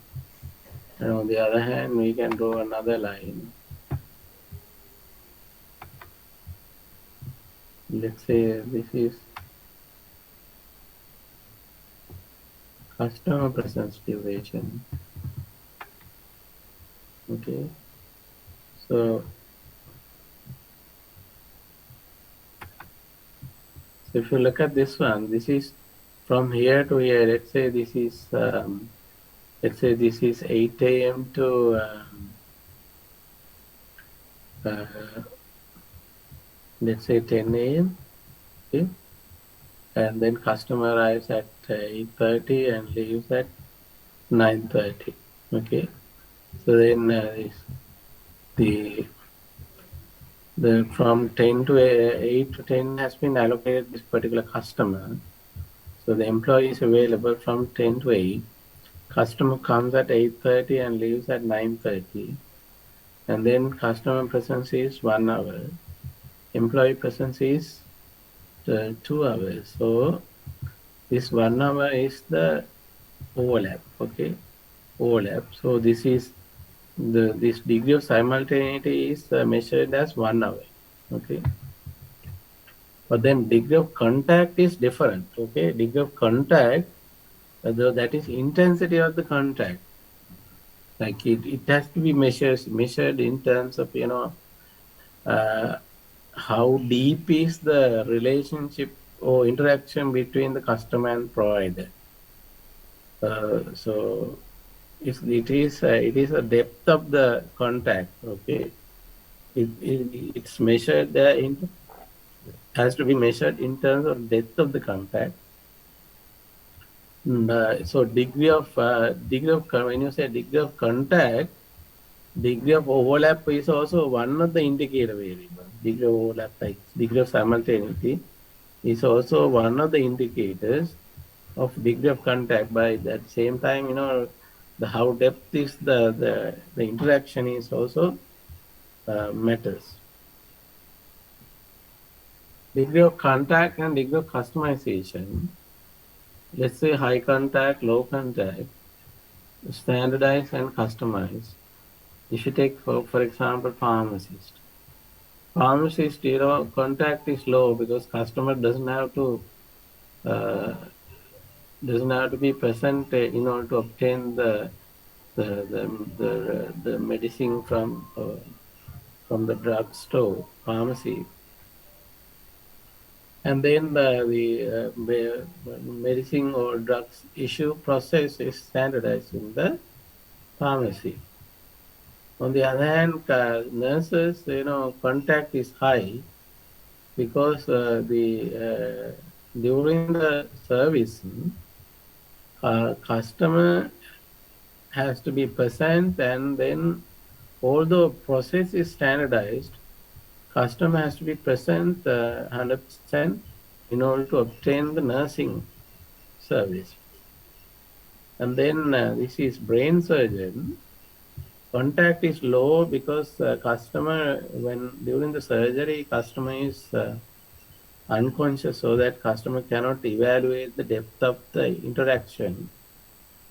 Although simultaneity is present here, depth of the interaction cannot be evaluated by the customer because customer is unconscious.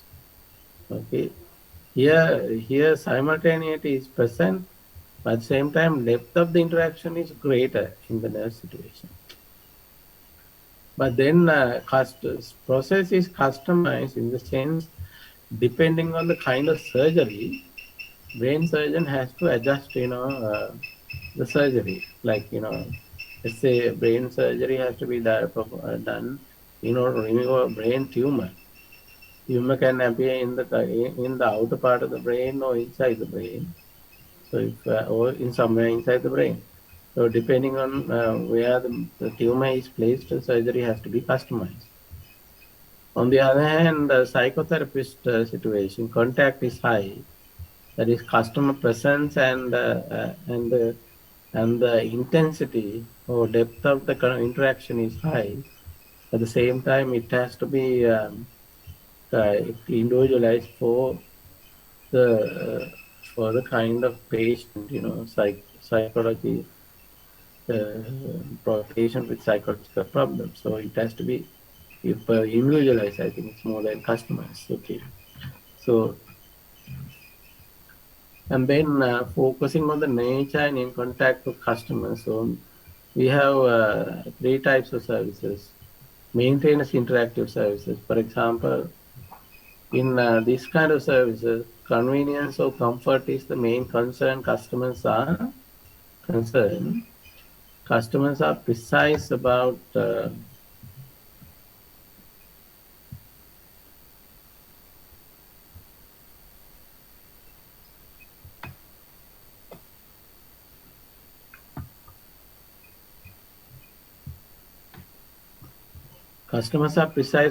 they want.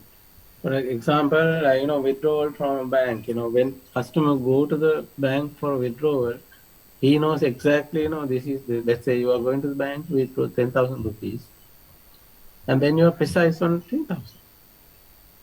And then the customer's concern is convenience or comfort, right?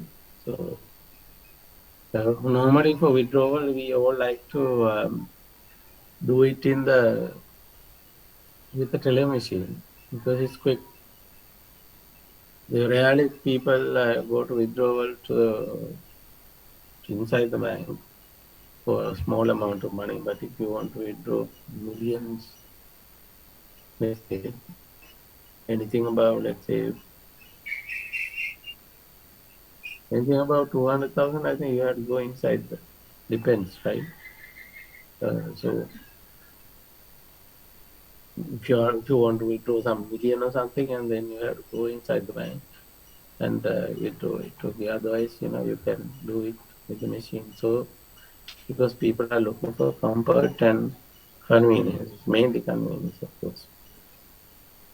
And then task interactive services. Interaction revolve around the task to be performed. Customers are less precise and uncertain about how they obtain service. Example, architectural service. So here, customer, the architect needs the technical expertise. In the customer situation, customers are less precise and uncertain about how they obtain service from architects. You see here, technical expertise. The architect needs the technical expertise, and then he has to draw the drawing according to the satisfaction of the customer. And also, let's say when the architects ask what kind of house you need, normally, because the customers don't have idea about what is the kind of house, they will give a benchmarking house, maybe a friend's house or something. They have seen friend's house and that house looks nice. and they will specify, that kind of house to this architect. And convincing the architect to, if he has not seen the house, to be develop the drawing according. That is a kind of difficult from customer's point of view. And then personal interactive services. There is both uncertainty and ambiguity. Ambiguity means that one not only is he, let's say, ambiguity means that one is not only looking for answers, but even the question seems unclear.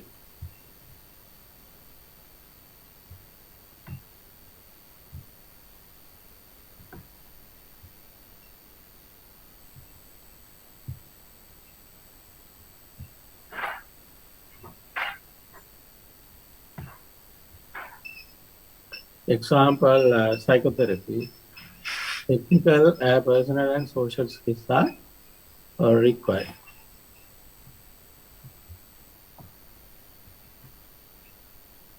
Service generalizations. High contact services are experienced, whereas goods are consumed. Effect,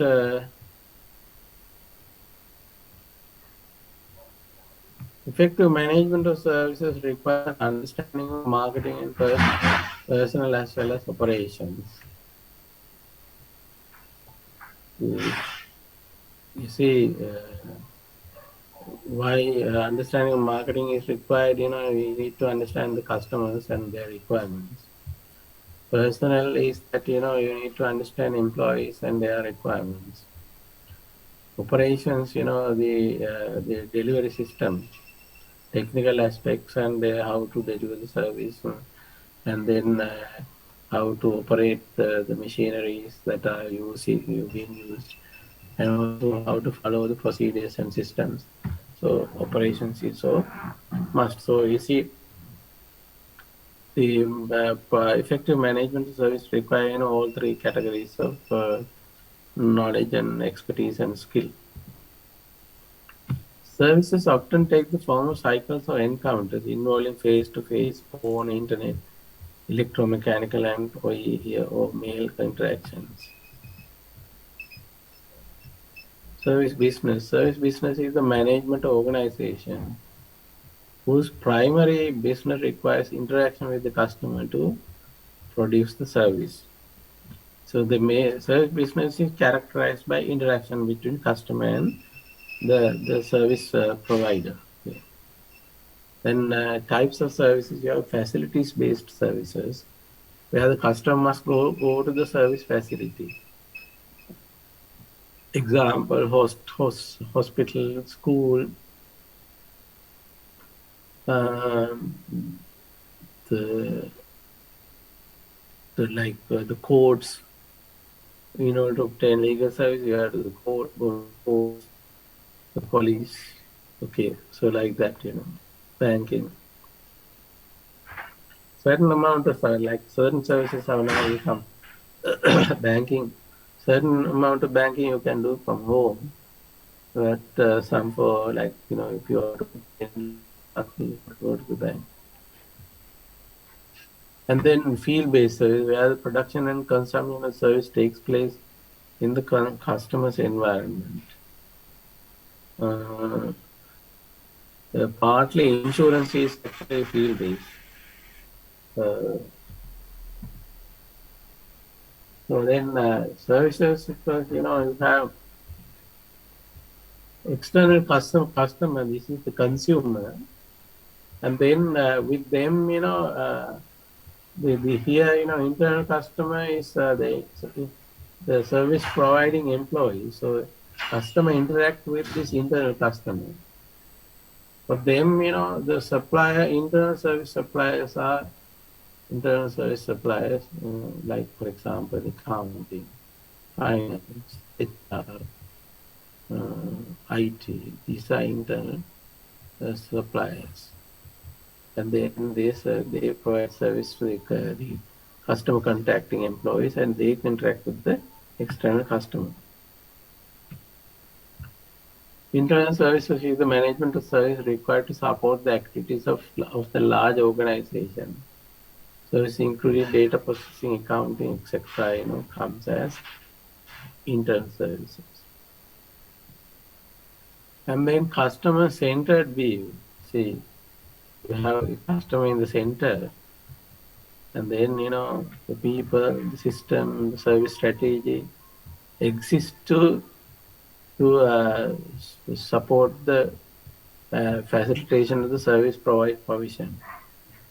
A philosophical view that suggests the organization exists to serve the customer, and the systems and the employees exist to facilitate the process of service. Actually, in marketing, we say that customer is the king. But actually, before purchase, before purchase, before the sale, okay, before purchase or before the sale, customer is the king. Customer is the king. After the sale or after purchase, customer is not the king. So in our country, that is the practical situation. We see insurance companies also, when during the insurance period, of course, when as long as the premium is collected, you are the king. Okay. Once the premium is collected and let's say when you go to make a claim, you become another king. Okay. And let's say before the election and until the election is held, voters are the kings. Public voters are the kings. And after the election, voters are not the king. So this is why, this is actually this kind of perception is it destroys the trust. Actually, the trust, confidence that people have on the service organizations, and people become frustrated, and customer defection. Such things happens, but throughout the history, especially in our country, people are doing the same over and over and again, same thing.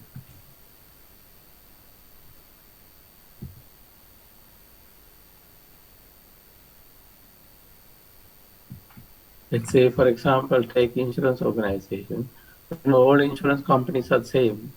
You cannot differentiate. I think in our country, I don't know which insurance company is better. All insurance companies are the same when it comes to making a claim.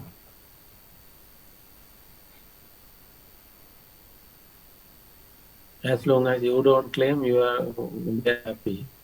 If you make a claim, they are not happy. Service strategy, focus and advantages, performance priorities.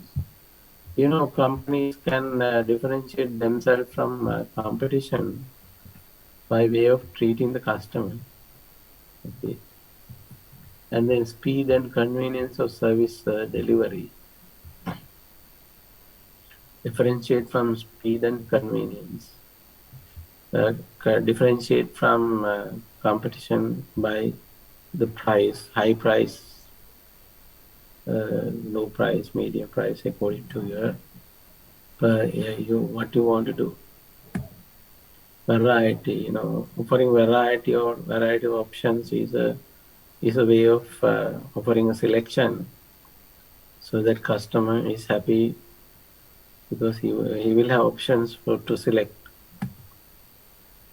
Quality of the tangible, because in services, services are basically intangibles. Therefore, the tangibles that they are associated with the organization, they can show as clues to quality. So, for example, in airline advertisement, you can see the people the flight attendants in the pictures you can see in the airlines. Uh, the university advertisements you can see,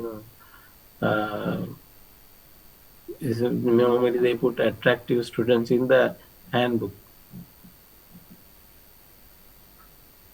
And I remember once, in our, I was the head of the department. That was somewhere around 2016. 2016, when I asked, I got a letter from those people who finalized the prospectus of the faculty, and they wanted some pictures of some students to be put in the prospectus. And I sent the message to the secretary of our student union, in the subject student union. And then when I went there, they have selected some students to go to the prospectus. And I asked the secretary, what is the basis of your selection? And this was a girl, she said, we selected attractive students in the class.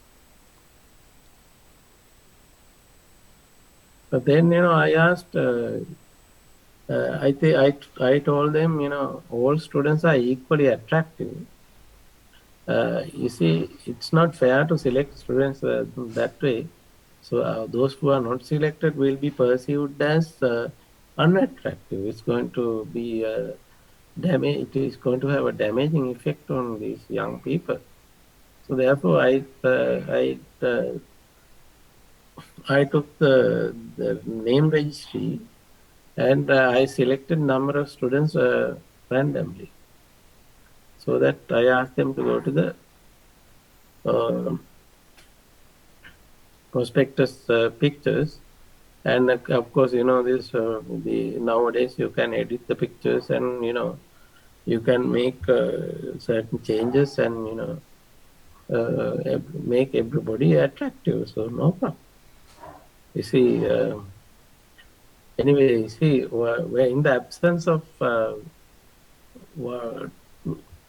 quality to show, real service quality to show, companies are compelled to show tangible goods, tangible aspects of the service to individuals. So let's say when it comes to our faculty, when somebody comes to see the faculty, they will show the ITRC, a lot of computers and then equipments.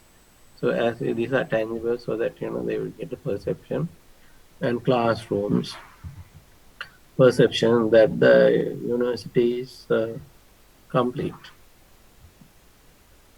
And then unique skills that constitute the service offering. So this is also a very important aspect that we need to focus on. So that will actually differentiate one organization from other organization with their performance. So, and then service system design matrix. So you see,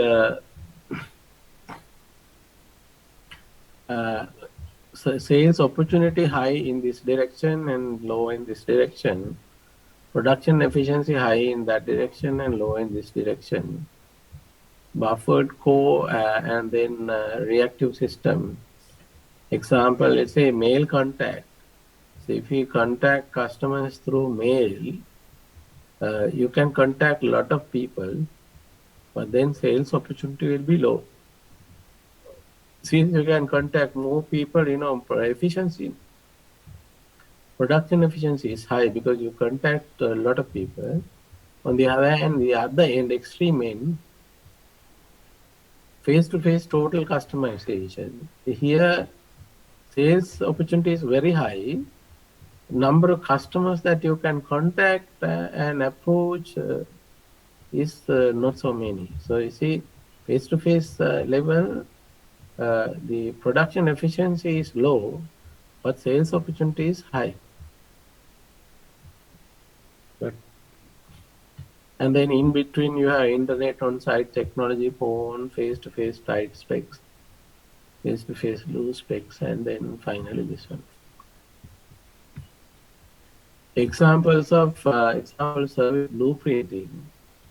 You see, you have look at this line. This line is called line of visibility. This blue line, and below the line, not seen by customer, but necessary to perform, necessary to performance activities.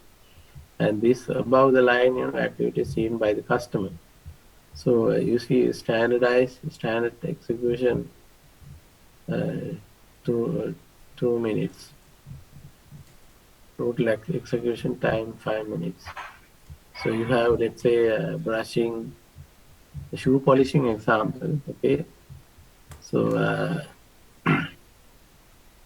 see, for once you have the shoes, you can brush the shoes. Let's say it takes about 30 seconds, and then apply polish. Either brush or clean shoes, you can do it one of the two, okay? And then apply polish. Then if it fail, you have to clean the shoe and then again apply polish. And then after, if the polish application of polish becomes successful, and then you buff, okay? You buff and then it takes 45 seconds, let's say. And then you collect the payment. Payment collection 15 seconds. So materials are polished clothes, etc. The fail, it can happen, wrong color wax, okay, like that. So this is be above the line. You can see below the line. You can't. Let's say select and purchase of supplies are not visible for customers because this person who engaged in activity they have to do it separately. Service fail shaping, Pocoyoke's, this approach was introduced by Gucci, I think, somewhere in 1961. You see, you can task, treatment, and tangibles. You see, these are areas you pay attention. You see, Pocoyoke's approach, keeping a mistake form from becoming a service defect. Okay. How can we fail safe the three T's like task, treatment, and tangibles? So let's say here, in this cartoon, you see a man is coming without washing hands to the eating area, and these people are watching, look at the way that they are watching. They are watching this at this person, like, they are rejecting this person, okay? So have we compromised with one of the three T's? Task, treatment, and tangible. So as far as treatment is concerned, these people are not treating this particular person well. So you see, this treatment is compromised. 3 contrasting service designs.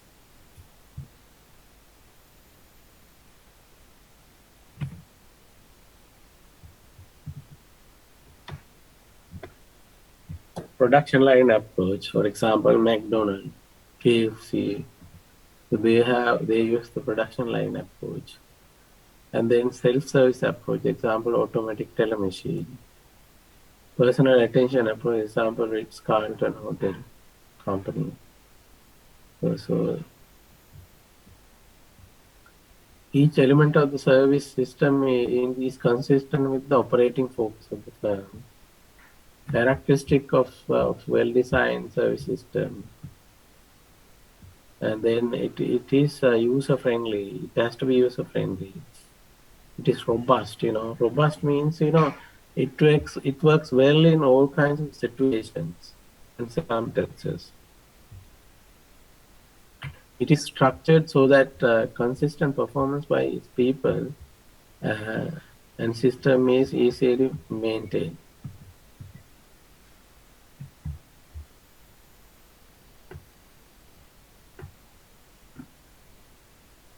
It provides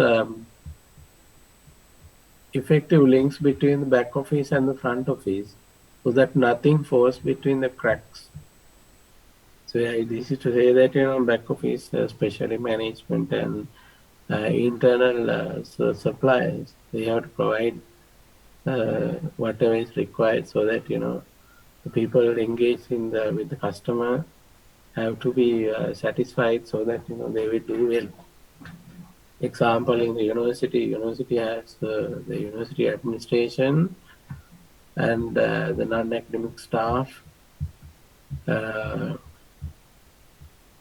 you have administrative staff, non-academic staff, and the vice chancellor and the vice chancellor related, vice chancellor, dean, heads of department related administration. So they are the people who are responsible for the